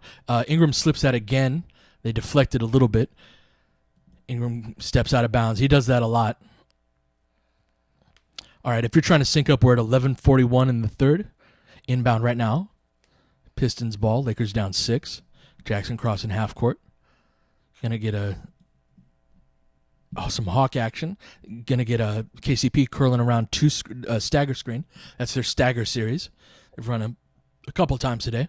Jackson with the ball. Good ice by Black, and Randall completely misses his tag. D'Angelo calls for the same play again. Whenever you see him run his hands like that, like the traveling. Hold on. Nice little pocket pass into Black, but Black mishandles, gets it back, puts it up and in. We'll take it. Whenever you see D'Angelo like make the traveling sign, that means they're going to run the same play they ran on the last time. So another dribble handoff into a ball screen. Pistons have been running a lot of that today, and it's been very effective for them. Ball over into the post to Drummond, defended by Black. Drummond backs Black down. Right-handed jump hook. Makes that. Nice little shot. D'Angelo crosses half court, advances the ball to Ingram. Quick post up into Black. See if he can return the favor. He faces up. Going to give a jab step. Hesitation, but it gets stripped. Drummond's got really good quick hands. Pistons got numbers. Alley-oop to KCP. Lakers down 10. Luke calls a timeout. I'm telling you, man. I know that the difficulties, and I haven't been a big fan, but I'd like to see Mozgov get some run against Drummond. It's the physicality. Yeah, no, I totally understand. Is from a long-term perspective, though. No, I get Is it something that you want to like vary game to game your rotation, like? Because I don't think Mozgov was necessarily benched for bad play, right? Not in Zubac's favor. Not entirely. Right. Not entirely, but I think it was a factor. Oh, for sure. For sure. Right. You have this 19-year-old kid who could be the future front line in the wings needing minutes. You've got this 25-year-old kid who's a legitimate NBA player. Yeah, who everyone's counted out, including myself. Exactly. And then you've got this dude who you just gave all this money to. So there's a reason for all three of those guys can make to get minutes. The money isn't a good enough reason for me. Sure. But yeah, and it was less than a week ago actually. Luke said something along the lines of Mozgov hasn't done anything to lose his starting spot, and then lost his starting spot like 3 days later, like the dreaded vote of confidence. Right. I think that a decision is being made for the rest of the season, for better or for worse, and you take the lumps that you need to take. I agree with that. And I it's a hard decision to make eating that money, even though it's not Luke's money, right? Sure. It's not even Mitch's money, really. Right. It's a function of his job, but at the end of the day, he goes home. He's not losing sleep over signing Timofey Mozgov to a $64 million deal. Well, he may be losing his job for signing Timofey Mozgov to a $64 million deal. And that's fair. But, he's not going home thinking that I don't have food to eat because I paid Timofey Mozgov. Right. But granted, Luke has shown flexibility in switching up his lineups, where we thought in the beginning of the season he was so adamant against that. Right. And that was a good sign. That was partially a function of their success, right? They started out strong, roll with what's been working, and I get that. All right, if you're trying to sync up, we're about to inbound the ball. Got Laker ball, inbounded now. Nick Young's bringing it up. It's interesting. They've got going to get a zipper cut from Russell here. Into a back screen for Randall, into a ball screen, into a pocket pass. Nice.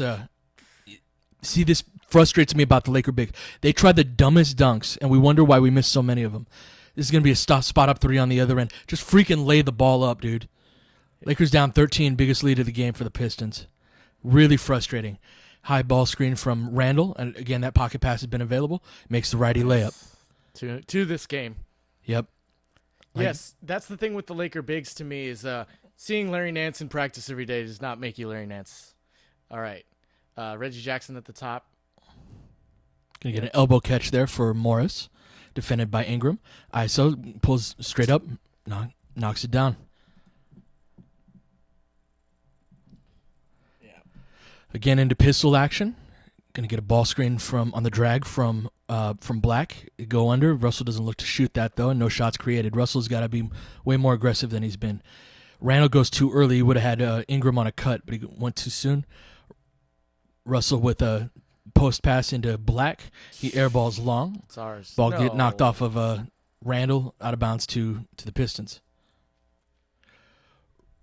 Yeah. Russell not looking for his shot is really hurting the team right now. It's really hard to watch. Drummond's got the ball at the top of the key. Going to get a handoff.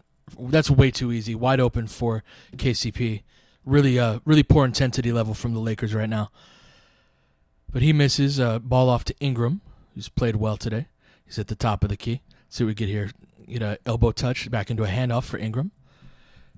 He wants Russell to cut. Russell backdoors the overplay. Shoots a little fadeaway and makes it. Wow. Beautiful shot. Puts Ingram up to 5 for 6 from the field. Gonna have this elbow touch for, and then we're gonna get this. This is gonna be floppy right here. Go. Russell gets the mishandled pass. No. Gonna get a kicked ball. Oh no, we don't get a kicked ball violation. God. How do they miss that? No, Russell just stops. Yeah, Pistons. Jackson racks it and draws the foul. How did she miss that call?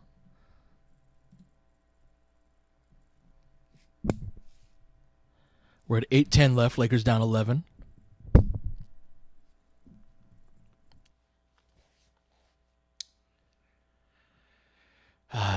This started out really well and has turned into a very frustrating game.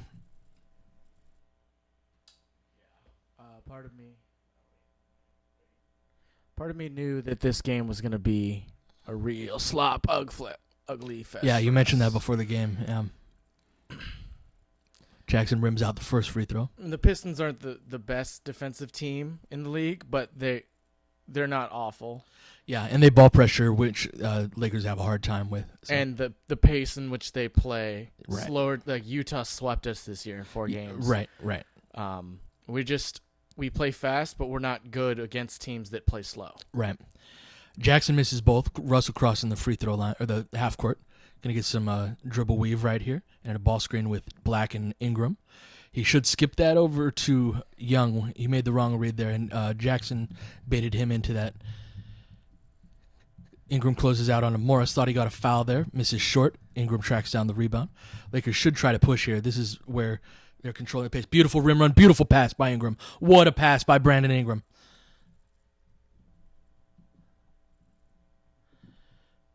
Lakers down 9. You know, step-up screen from Drummond. Jackson puts Russell in jail, dumps it off to Lure. Ingram drops to the level of the ball. Nice job. Get a hooking foul there on Drummond. Hopefully they use this to get some momentum going back the other way. Beautiful look ahead right here. Perfect touch.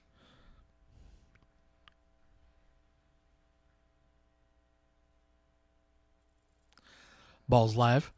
They're overplaying that, and Young does not backcut things particularly well. So, ball up top to Ingram, gets the high ball screen. He snakes it, drives all the way to the basket, and Drummond blocks that out of bounds. Laker ball. Once he gets that mid-range jump shot in his game, he's going to get that whenever you he see wants. that, right? Like, that's what's available on those, but he can't get his feet right. He just doesn't know, Right. Young comes off of the cut, and Drummond intercepts the inbound play. It's really, really poor effort right now from the Lakers. Drummond Euro steps for the layup. 7 minutes left. Lakers down 11. Good God. And a drag screen here from Black.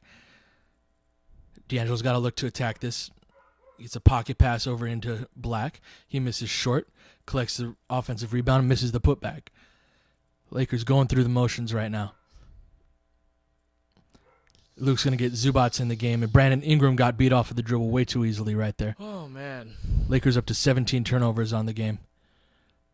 Russell calling out the action here. Going to look for double high ball screen right here. Got to look to turn the corner on that. See, he's not the offense has been very poor because Russell has not looked to be a scorer in this game at all. Ingram snakes the pick and roll, but isn't able to Good knock hustle down. by Black. Good hustle by Black. Out to Ingram for the spot up three. Gets the roll. Soft touch again. Soft touch Same again. exact Really thing nice right to there. see. If that's too hard, that ball's going to hit the brim, the backboard, and off. As crappy as the Lakers are playing, just down 10 right now. Got a touch here for Lure. Let's see what they're running off ball. You're going to have Jackson running off ball. They get the foul called on Young, holding him, trying to curl off of the screen.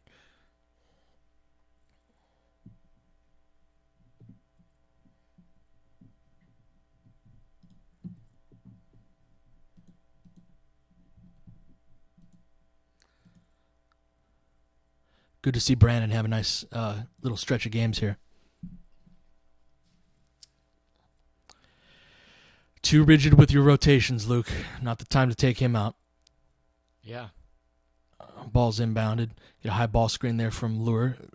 Randall hedges hard. Jackson takes the three off the dribble. That's what I wanted to see earlier. Misses. Dang collects the rebound. Looking to run pistol action there, but that nothing doing. So ball into Zubats. He's going to look to give the ball over to D'Angelo. Come on, D'Angelo, attack, man. Skip pass. That's a beautiful pass over to Dang, but he didn't have his feet right, so he misses off wide right. Pistons get the rebound up 10. Going to get a drag screen for Drummond here, but JC ices it as he should. Passes over to the corner, then a post entry into Drummond. Drummond defended by Zubats. Going to isolate here. Little right-handed post hook. He doesn't have much else other than that, so it'd be nice to see Zubats take that away. Lakers down 12. Russell crossing half court right here. Gives it up to Randall. What are we doing here? Some two-man game? I don't even think they know. A ball screen with JC and Randall. Thrown out of bounds for a turnover. Sloppy possession. Jesus Christ, man.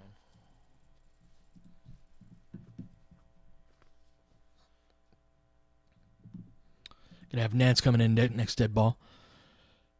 Jackson rejects the high ball screen, and then they don't tag on the weak side, so Drummond gets the lob for the dunk. Really, really poor tagging in this game. That was something I mentioned before the game about how they look to get that for Drummond as often as possible. Step-up screen from Zubats. JC goes around it, snakes it, nothing doing. Over-dribbled on that. Post entry into Randall. No action going on the weak side. Just really poor offense right here. Randall misses in the isolation situation. Outlet to Reggie Jackson. Nice pass. But that's terrible transition No, defense it's by the horrible, bigs right but- there. Man. And now the lead's up to 18. Yeah, and deservedly so. Yep.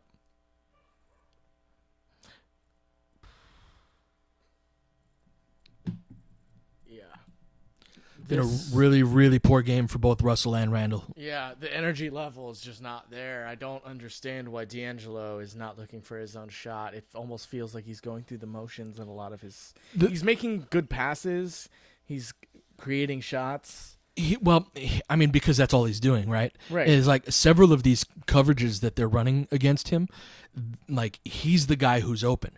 So if you pass up the open shot, it's actually, it's not unselfish. It's selfish, right? Is that Right. you're creating a harder look because very rarely are you going to be able to create more than one available shot at any given time.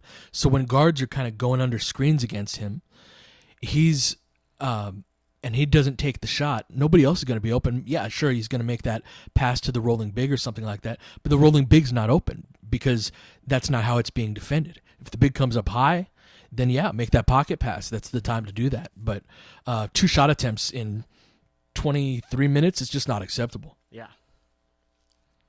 And Drummond's killing us right now. Yeah, well, we're just not tagging him on the weak side. I mean, didn't see who got teed up here, but got Mozgov and Huertas in Russell's ear right now.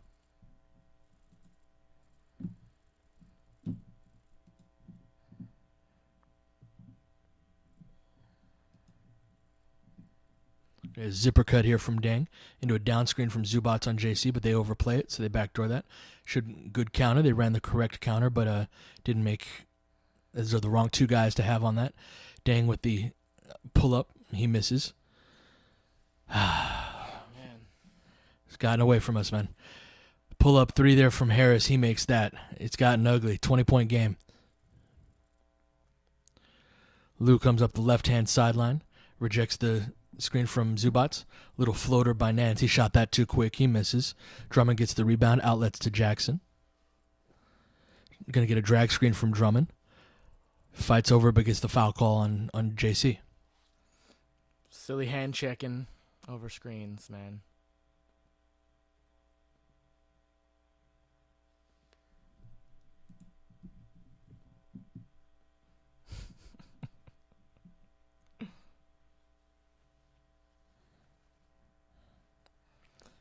Third quarter Lakers, man. It's been our plague all season long. I think Luke's about to get kicked out of this game. Yeah. Well, he got 1 tee at least.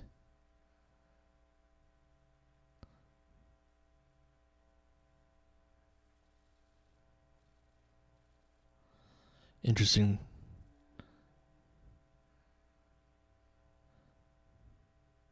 I didn't see what he was so fired up about, but he's been, I don't know if he's trying to fire up the Lakers or whatnot, but yeah, he's pretty hot.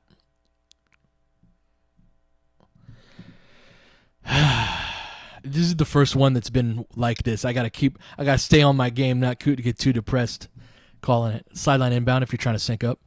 3:20 left. Hard hedge by Nance right here. Swings the ball over to Harris, who attacks the closeout. Good contest by Nance and misses short. It's good defense. First possession like that in a while. Lou comes up the right-hand sideline, going to get a drag screen from Nance. He rejects that, as he usually does. Little floater, draws the foul. Ooh. So close.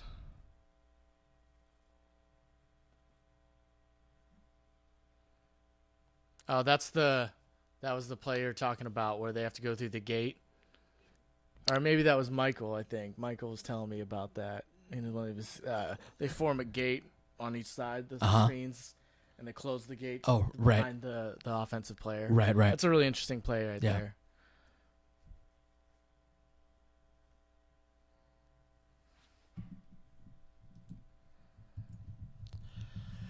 All right. Lou makes his free throws. Got Ish Smith crossing half court right now if you're sinking. Going to get a horn set right here. Touch for Harris. Going to get that stagger screen into a lob for Drummond. Again, alley-oop. No tagging on the weak side. This is exactly what I talked about before the game. Very frustrating. Drag screen from Zubats. He rescreens. Nice little high-low for Nance, but he wasn't available. JC pump fakes and then gets fouled shooting 3.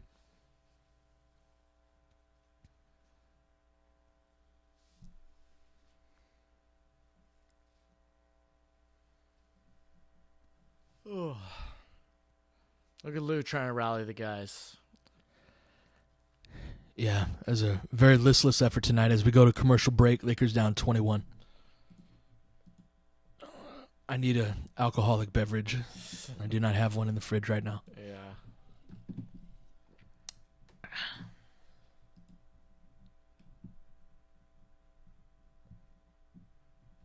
All right, man. Yeah, Lakers just kind of looking lethargic out there tonight. They have, games against Dallas. They've had this a couple of times during the season. It's part of our LFR roundtable is we asked about Randall and Russell specifically if we were worried about their effort level. And when I watch games like this, when I'm in this moment, I think, yeah, I really worry about this, right? Like, this is really concerning to see a talented 20-year-old kid put up 2 shots in 25 minutes of play when he's had opportunities. Right. And he's been playing so well too. He has. And he only took 4 shots in the Knicks game, but in 19 minutes. Right. But he created a ton of shots. Like the aggression level. Nick Young shot, the Brandon Ingram bounce pass. And so yeah, his aggression level created a lot of looks for that Lakers squad. And you saw that reflected, right, in how well the offense ran when he was out there. But between his lack of aggression in this game and Randall just being terrible on the defensive end today, Yep. But that's we don't think about inconsistency. We think about like jump shots for inconsistency, right? Sure. If you like go to a Timberwolves, for example, message board or forum or whatever, like they have the same complaints about Wiggins and Towns and Levine when he was healthy.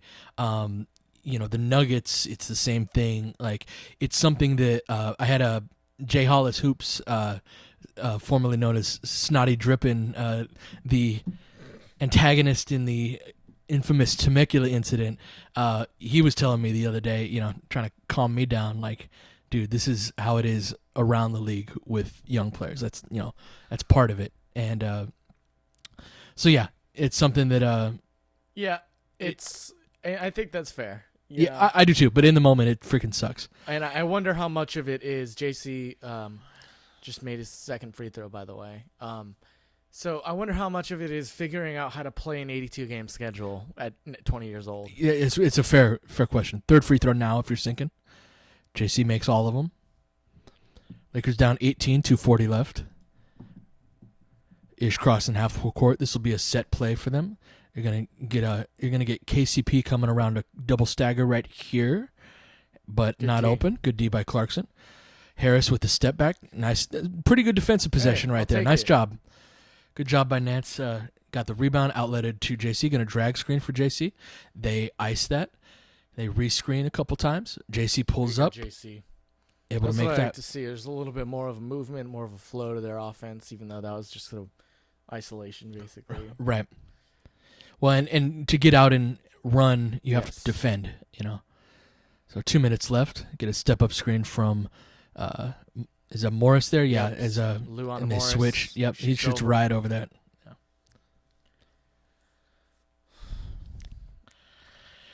Lou crosses half court.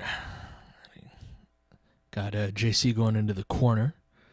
This is some elbow series that they'll be running. A handoff to Lou. Tries to draw the foul, but doesn't. Attacks the closeout instead. A little lefty layup. Able to get that floater to go home. 1:30 left in the third. Lakers down by 16. They're going to run the same play they ran last time to get that switch on Lou, but they keep it this time, and yet another lob for Drummond. That wasn't a matter of the weak side. That was the breakdown happened up top there. Pocket pass into Nance. It gets deflected away. Nance has to be more aggressive with putting that shot up, and if he wanted to kick it out, the right play there was a Clarkson wide open for 3. So here's Zubats has to step over. That Nance doesn't even have a shot right there. Yeah. So inbound handoff to Clarkson. Going to pull up from the elbow. That's a tough shot. Misses long. But Zubats collects the rebound with 2 hands. Nice and up high. Up top to JC to reset. Step up screen from Zubats. Should curl into the lane. He was a little slow on that. Nice skip All right. pass. Good read by JC. He takes the three. Luke takes the three going left, but he misses. Nice play by JC, though. Ish pushes, hands the ball off to Harris, and Nance gets a piece but draws a foul. Yeah, that's something Michael brought up in our preview, is that whenever Ish Smith is in the game, you're going to see them push the pace a lot faster. They're going to do a lot more early offense principles, a lot more transition opportunities, because that's his strength, right? Is that acceleration, that quick burst with the ball. Looking to get guys in some open opportunities, whether it's Drummond rim running or if it's Morris or Tobias Harris trailing for threes. Right. Yeah, no, Ish isn't that great of a half-court player, so that's something you've got to take advantage of what he can bring to the table. Yeah, I have to agree. This third quarter feels like crap. The longest thing of my man, life. who you telling? Second free throw going up now from Harris. Makes that. 38 seconds left. Lou going to try and let it bounce so he can get a 2-for-1. Should be a jumper going to his left right here. There it is. Goes up. Well executed 2-for-1, but he misses long. Lakers down 20. Ish looking to run as much clock as he can. Go a little earlier than I expected. Lou gets a hand on it, so Ish pulls back out. Got 7 seconds. Step up screen from Drummond. He gets Nance actually tags the roll man, but he doesn't stay in front of him, so Drummond gets the putback. Drummond on pace for a 25, 30, 20 game. JC comes up, going to get a screen from Zubats. Comes around it, gives the inside out dribble. Shoot. Pulls up for three, misses wide left. Well, that was awful, guys.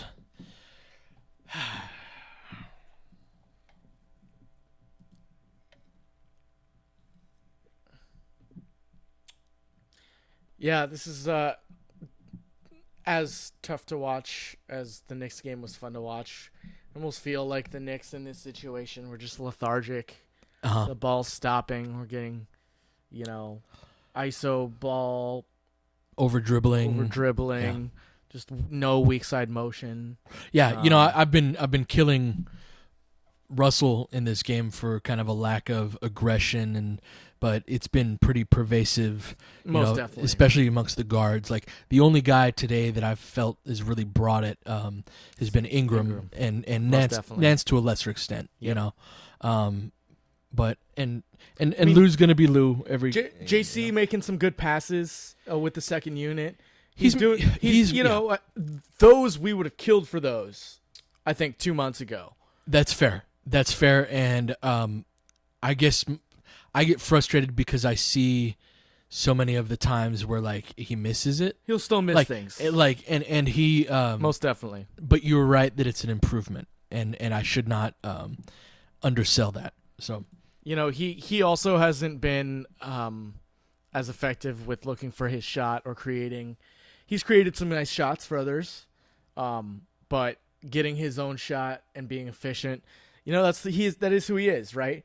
But if he can be that not great efficiency mid-range to get to the basket scorer, right, while distributing more, he's already more valuable of a player for us off the bench. Sure. Creating shots for guys who can't create their own shots anymore, like Luol Deng, He's a guy, too. You really nailed it in the pregame about the pace of the game and the importance of that. He's a guy whose effectiveness can be really tied to that. Yeah. Right? Where he's, when the game slows down like this, he's got less opportunities to do what he does well, and there's less kind of space to work with. I think that could be said for most of the Lakers. I think Randall struggles when the pace slows down. I agree.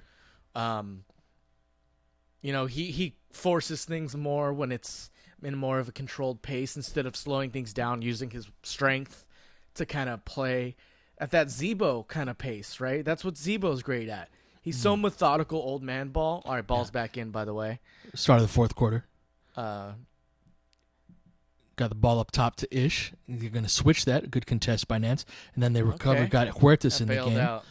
Yeah, ball caroms off of Baines' hands. I will say this. Playing in the NBA is a great way to stay in shape for off seasons of Vikings. The television show. It's a great way to stay in shape. Yes. Got JC with the jumper. Hey, if this is gonna be a terrible game, I'm just gonna start making jokes. Just crap. Well, how about let's enjoy the comedy of Huertas defending Tobias Harris. Please. Ish gets the floater in the lane. All right, Huertas brings the ball quickly up court and again run a lot of pistol action with him. Double drag screen actually. Huertas pulls up for three. Wow, his shot is flat and hits the back rim. Ish gets the rebound. He's got a lure streaking, pulls up. That's a tough shot, but he makes it.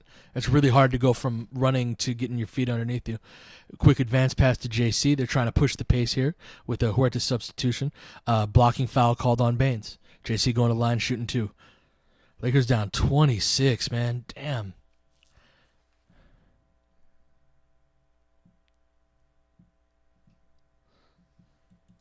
This is a sidebar, but did you see the end of the Blazers-Mavs game last night? I just saw the McCollum shot. That's all. You just saw the last McCollum shot? Oh, were there more than one? There was a put them up by two or shot, and then Dirk came down and did Dirk things. And hit a game-winning shot that with 4.3, and then CJ just goes down and gets a 12-foot floater to win the game. Nice shot.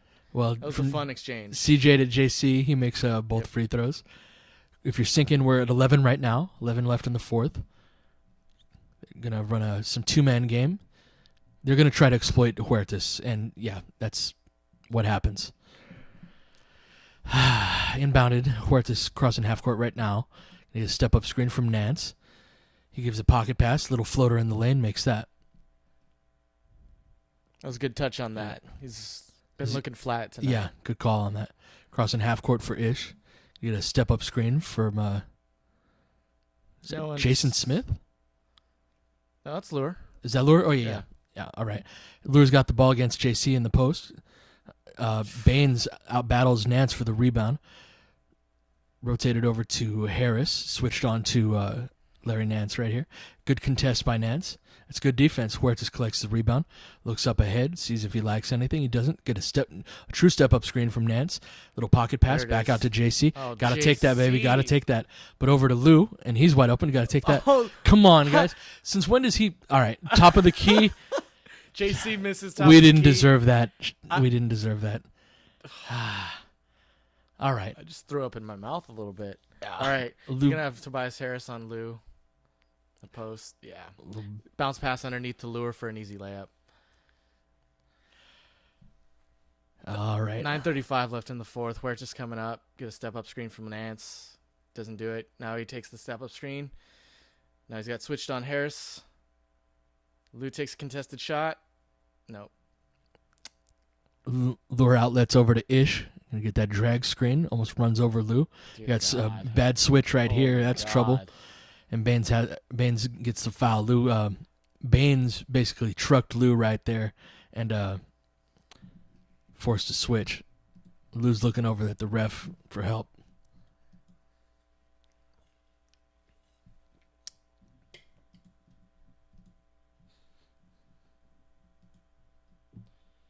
Well, I definitely didn't want the first YouTube live to be like this, but got away from the Lakers. Can you believe they were down by 6 at halftime?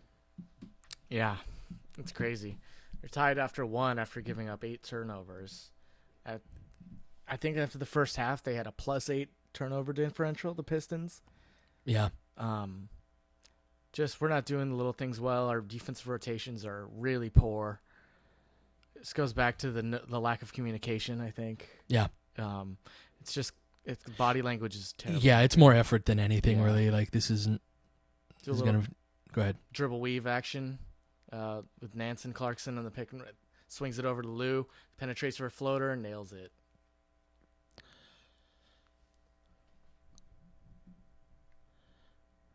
Got Ish crossing half court at 8:54. Get a down screen here for Stanley Johnson. Over to Lure. Set that pin screen for Johnson, but he doesn't get it. Rotated over to Baines. Got Ish coming off of the curl, nothing doing. Shoots a little fadeaway over Huertas. It was a good defensive possession. But Baines bodies up on Nance on the boards there. It's happened a couple times now. Nance has rebounded very poorly. Another dribble weave action right here. Lou rejects the pass to drive, makes a floater drive and left. He's down 26 with 8:16 left in the fourth. Ish brings the ball up, defended by Huertas. Gets a drag screen from Lure. He uses it. Hedge and recover from Dang there. Good defense. Lure with the post up on Dang. Tries to create space for the fadeaway and does, but misses off right. Clarkson gets the rebound, outlet to Huertas. Huertas dribbles, drags across the paint, passes a little bit behind Nance, but he saves it out to JC. Tries the step back move, tries to isolate and hits a little jump hook in the lane over Stanley Johnson.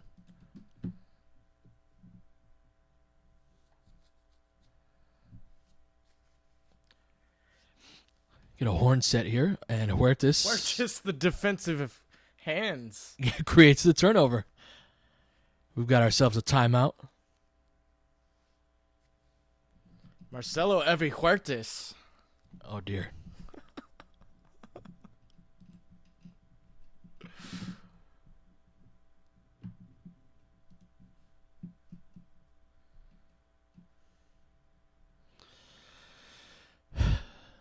For those of you still sticking around, I'm going to be recording the podcast with Darius tonight, and we're going to be doing an all mailbag version of that. So if you've got any questions, hit me up on Twitter with that, with the LFR podcast hashtag, and we'll get to as many as we can.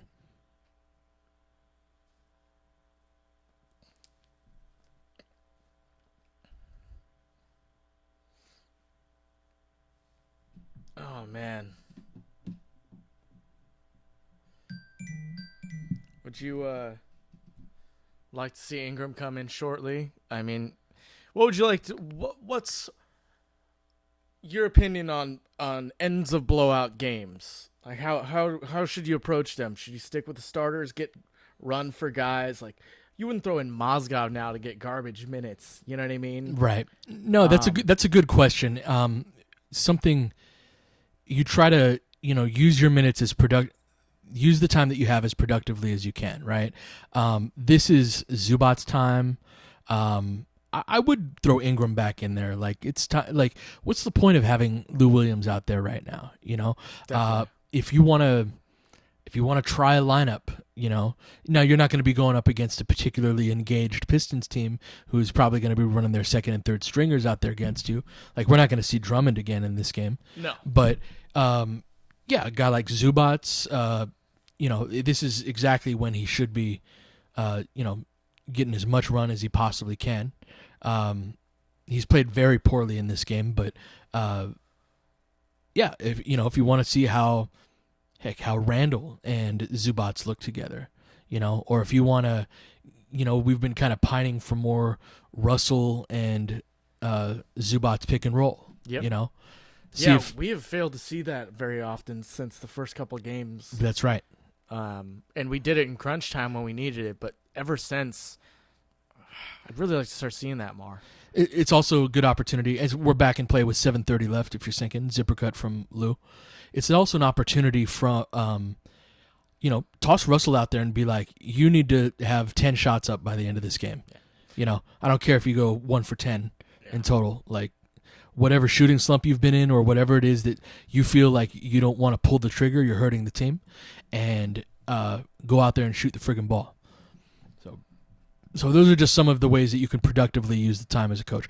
I don't like having Lou out there right now, for example, but we do get Ingram back in. They make the jumper to put them up by 26, 6:55 left. Lou crosses half court. Drag screen from Nance. He rejects that, floats left, draws a foul.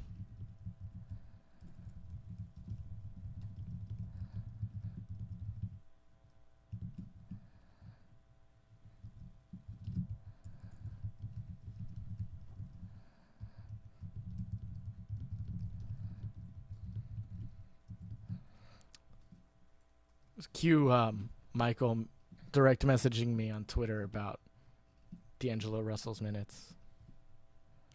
He actually doesn't want to see him come back into this game, and I disagree to an extent. I don't think you can bail out a guy and just say, hey, you didn't have it tonight, come back next game.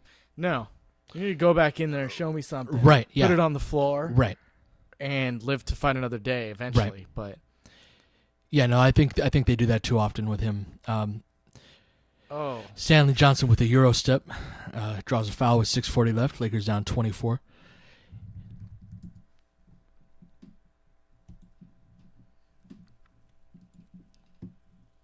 Yeah, so like with Russell's minutes, if you're going to play, so if you're going to keep him on the bench, totally understandably so, in games where he doesn't really have it or is being passive, doesn't have a adequate energy level, then give him extended run when he does. Like, let that playing time be not just a punishment, but also a reward. You know, going to run some Spain pick and roll. First time they've run that in a couple games. Huertas was passing the ball, but he gets the shooting foul nonetheless.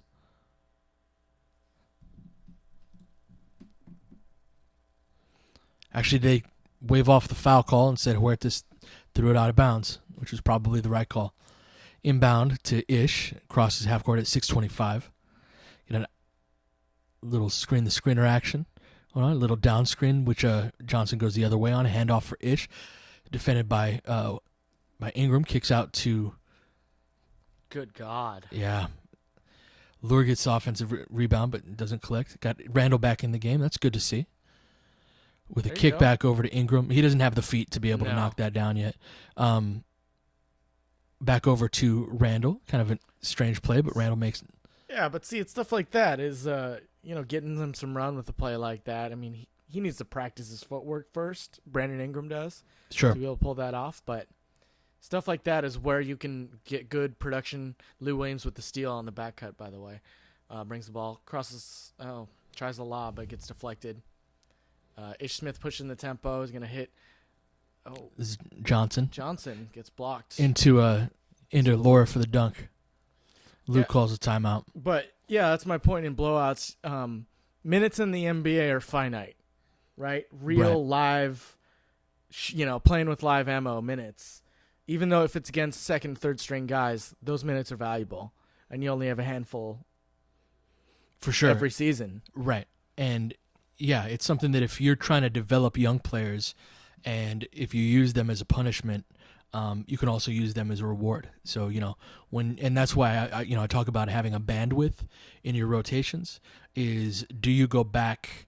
Do you have like I'm not going to throw you out there for your last shift if you're playing like crap. Right. But if you are playing well, I'm going to put you in with 8 minutes left in the fourth quarter. Right. And that's something that we don't really see. And that's why a guy like Russell, his minutes are, where they're at, and they're 26.6, is that he appropriately is punished when he does not bring the requisite energy level, but he also doesn't really get rewarded when he's really balling out there.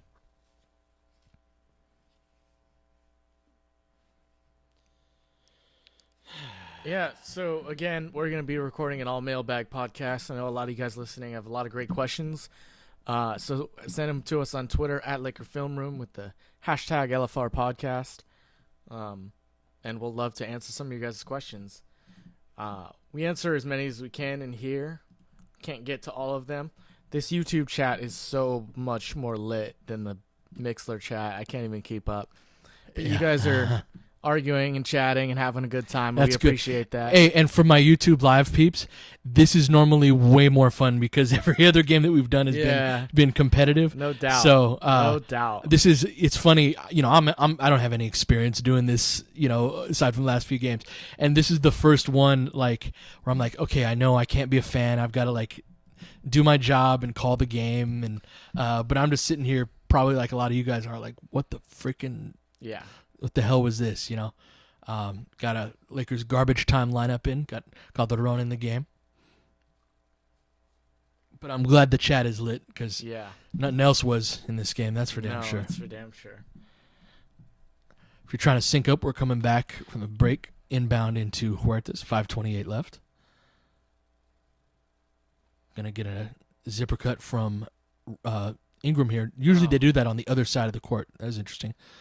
Step up screen, kick out to Huertas, makes the three. All right.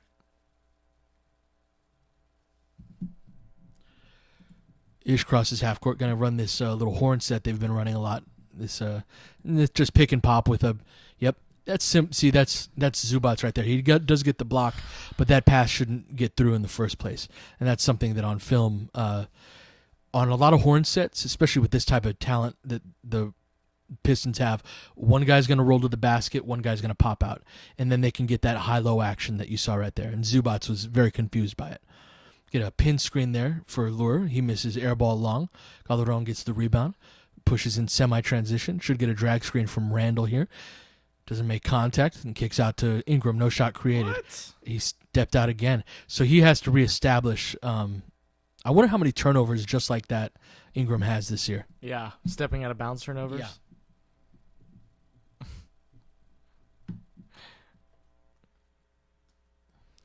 Zach Lowe tweeted, what do the people of Greater Detroit have to do to see some Boban tonight? Oh, wow. I want to see some Boban Yeah, tonight. amen. Good God. Get a 3-second Yeah. violation here.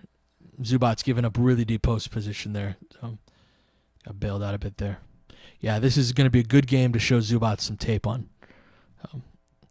You get some pistol action with the Huertas. Nice screen from Zubats. Huertas misses the little one-footed floater in the lane.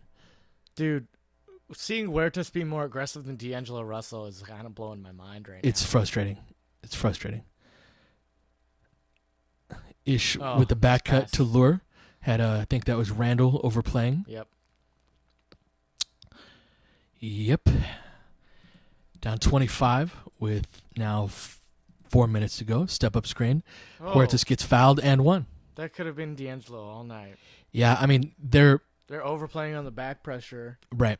and he was just kind of just dribble, get 6 inches at a time closer to the lane. Because you the know? big is hanging back in the paint. So Yeah. it's those little mid-range shots that were available all night for Russell. He just didn't go after them. Yep. All right, so we have We've got the Boban. the Boban replacing the Viking, I think. And we've stayed within our rule of Zeller, Plumlee, or Itch Yeah. with Marjanovic versus Zubats. I guess he's not an Itch, but his name ends in C. That's what it was. Yeah. All it right. was- yeah. Again to that horn set. Boban with the elbow touch. He's a pretty good passer, actually. Yo. Good little handoff. Yeah, and pick and pop to Lure, steps into it, knocks it down. Yeah, they're just killing the Lakers with basically the same play every time. Randall's going to look to post up on Lure. Nice little drop step. Hey, And finishes in traffic. Gets that's the a and good, one. good change of pace. You go fast, hard after you catch that ball. You do the reverse spin to the baseline. Yep. Catches people off guard. Lamar was good at that. Good Lamar call. and Power both really good at Yeah. that. Catching the people think they're going to slow down, get it in the post, and they just go real fast, you know. Yep. Randall completes the three-point play. Lakers down 21 with 3:35 left. Inbounded to Udra. What the hell does he have on his head there? Dear God. It's the same horn set every time that we're watching right here. Same Little- Horns haircut. Double down screen for the curl. I think that's Reggie Bullock. Nice little over the head pass. I think, it gets waved off. Boban touched that while it was still in the cylinder. You've seen his hands, right? Oh, yeah, it's crazy. Like, he's like borderline Under the Giant gigantism. Right. It's going to be dribble weave action, or should be. Yeah. No, fist down exit. Wow, for Calderon. Into a pocket pass for Zubats. Kicks out to Randall. Probably should have taken that jumper. That was an easier shot, but gets the and one racking to his left. That's the play I was talking about earlier where he drives to his left, gets the bump with his left shoulder, Yep. creates space, and makes the jumper. Although he did not create much space there. He just made a really tough shot. Yeah. Sometimes he's guilty of trying to create too much space for himself, where he lowers his shoulder and it's too obvious. Right. And get He that can be a offensive. little more subtle, like that was good, because he's doesn't have great length. Right. So he's you know, got to do so those he little has tricks. to do that, Yeah. but he just goes a little too hard. Right. Right. He completes 3-point play. 3 minutes left as Udra crosses half court. Just horns over and over again. Down screen. Passes up on that. Harris with the ball up top.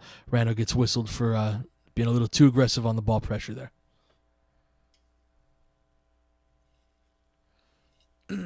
Yeah, Randall's like that dude you play pickup with who's a really good athlete, but he plays football and he doesn't play basketball very much. Right. I'm oversimplifying it, trying to for a joke's sake, but he really, like, when he puts his head down and gets to the lane, he's like that guy you play pickup with that just he's just gonna tackle you He's a basically bull, yeah, when you go to the rim. He says Boban's a real live north of the wall guy. Yeah. I like the Game of Thrones reference. Yeah. Oh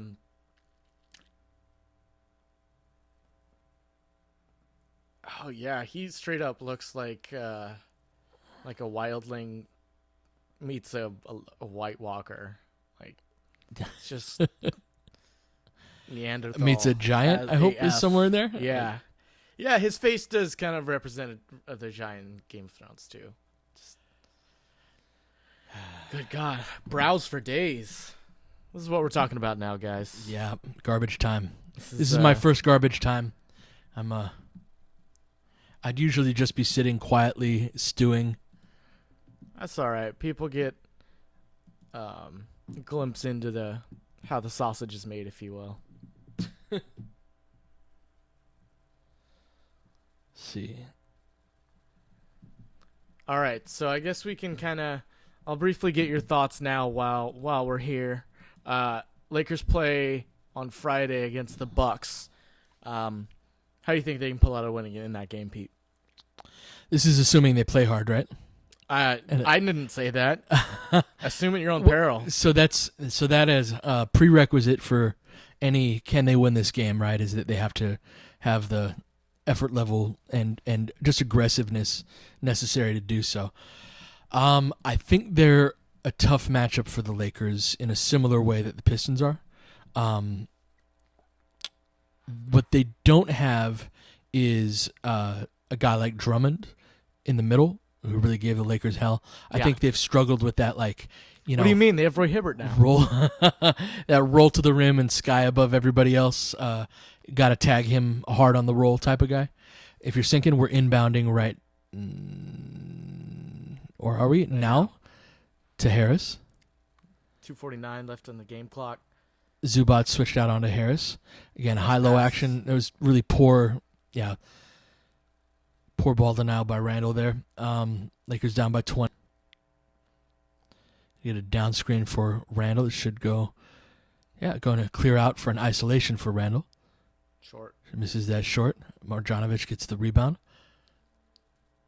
Udra rejects the drag screen, but gets the ball taken away by Calderon. Oh, got the 2-on-1. Vaunted Calderon Huertas fast break. We'd robbed for the price of our ticket. That would have made it all worth it, Tom. It would have. They weaken the high ball screen, get the pocket pass into Randall. Should kick it out to Huertas, and he does. He tries to attack the closeout, but can't. In this game, Huertas. Goes around the ball screen. Crazy skip pass to Ingram. Does him no favors for his field goal percentage. Huertas crashing the offensive glass. Ball fake into a shot, but he misses. Come on, guys. Really? Okay, they call a foul. Yeah. All right. We got a timeout here? Okay.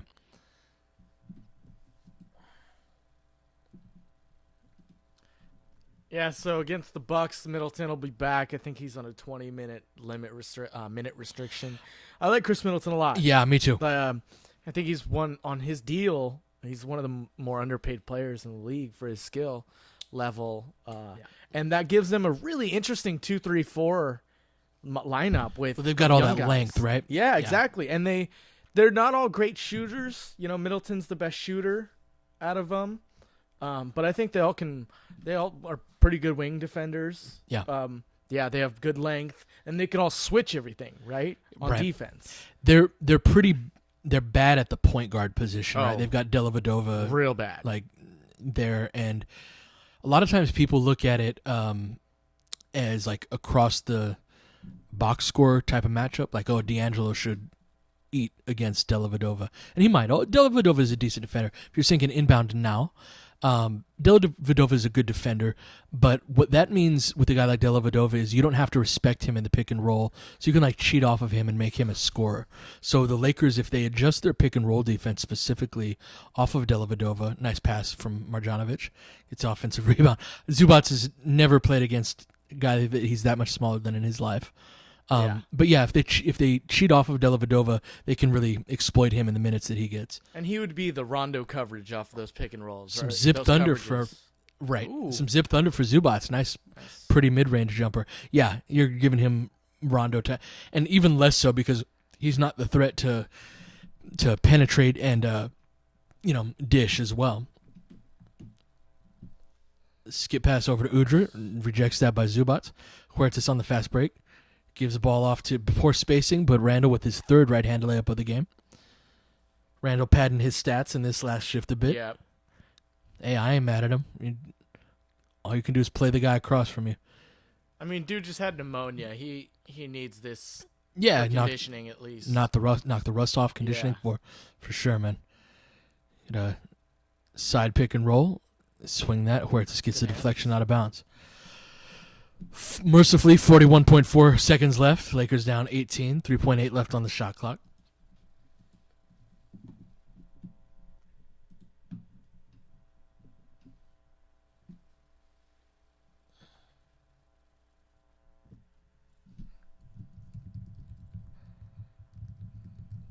You said we got some Milwaukee's on Friday? Milwaukee is on Friday. All right. And we're going to try and do this on Friday? I don't know if I can make it. Right. Okay. I wish I could. Yeah. All right. I'll keep you guys posted if we're able to do that. Shot clock violation. This should be the Lakers' last possession. Unless they get it up fairly quickly.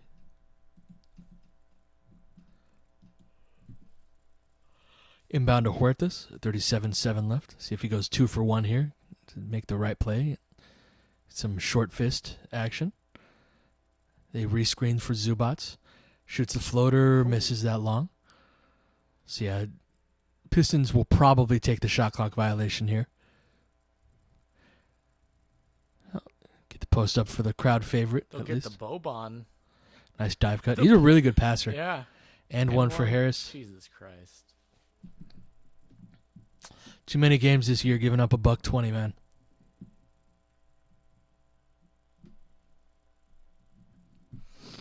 We're going to get out of here soon. What about quick question, finish up. If you had a chance to check out Malcolm Brogdon at all? Yeah, I like him. You like him? He's a solid player. Yeah. He impressed me in Summer League, and he's just kind of one of those guys that's like solid across the board. You know, he's not spectacular at anything. Nice Advanced pass for the Huertas dunk? No, I'm just kidding. Nice athletic Up and reverse under, layup, though. though. Yeah, that's pretty sweet. What? Why? What the hell? What in the world was that? Who was that and why? He's trying to beef up his heave stats. I guess so. Huertas with the 3 at the buzzer. All right, Air guys. balls. All right, guys. We're going to get the hell out of here because the Lakers finished this game about 30, 40 minutes ago. So record the podcast. We'll record the podcast tonight. Hit us up with your with any questions that you might have, and hopefully better game on Friday. YouTube Live peeps, thank you so much for joining us. Like I said, it's usually a little more lit than it was tonight, but Lakers didn't bring it, and yeah. So we'll catch you guys next time. Thank you for joining us.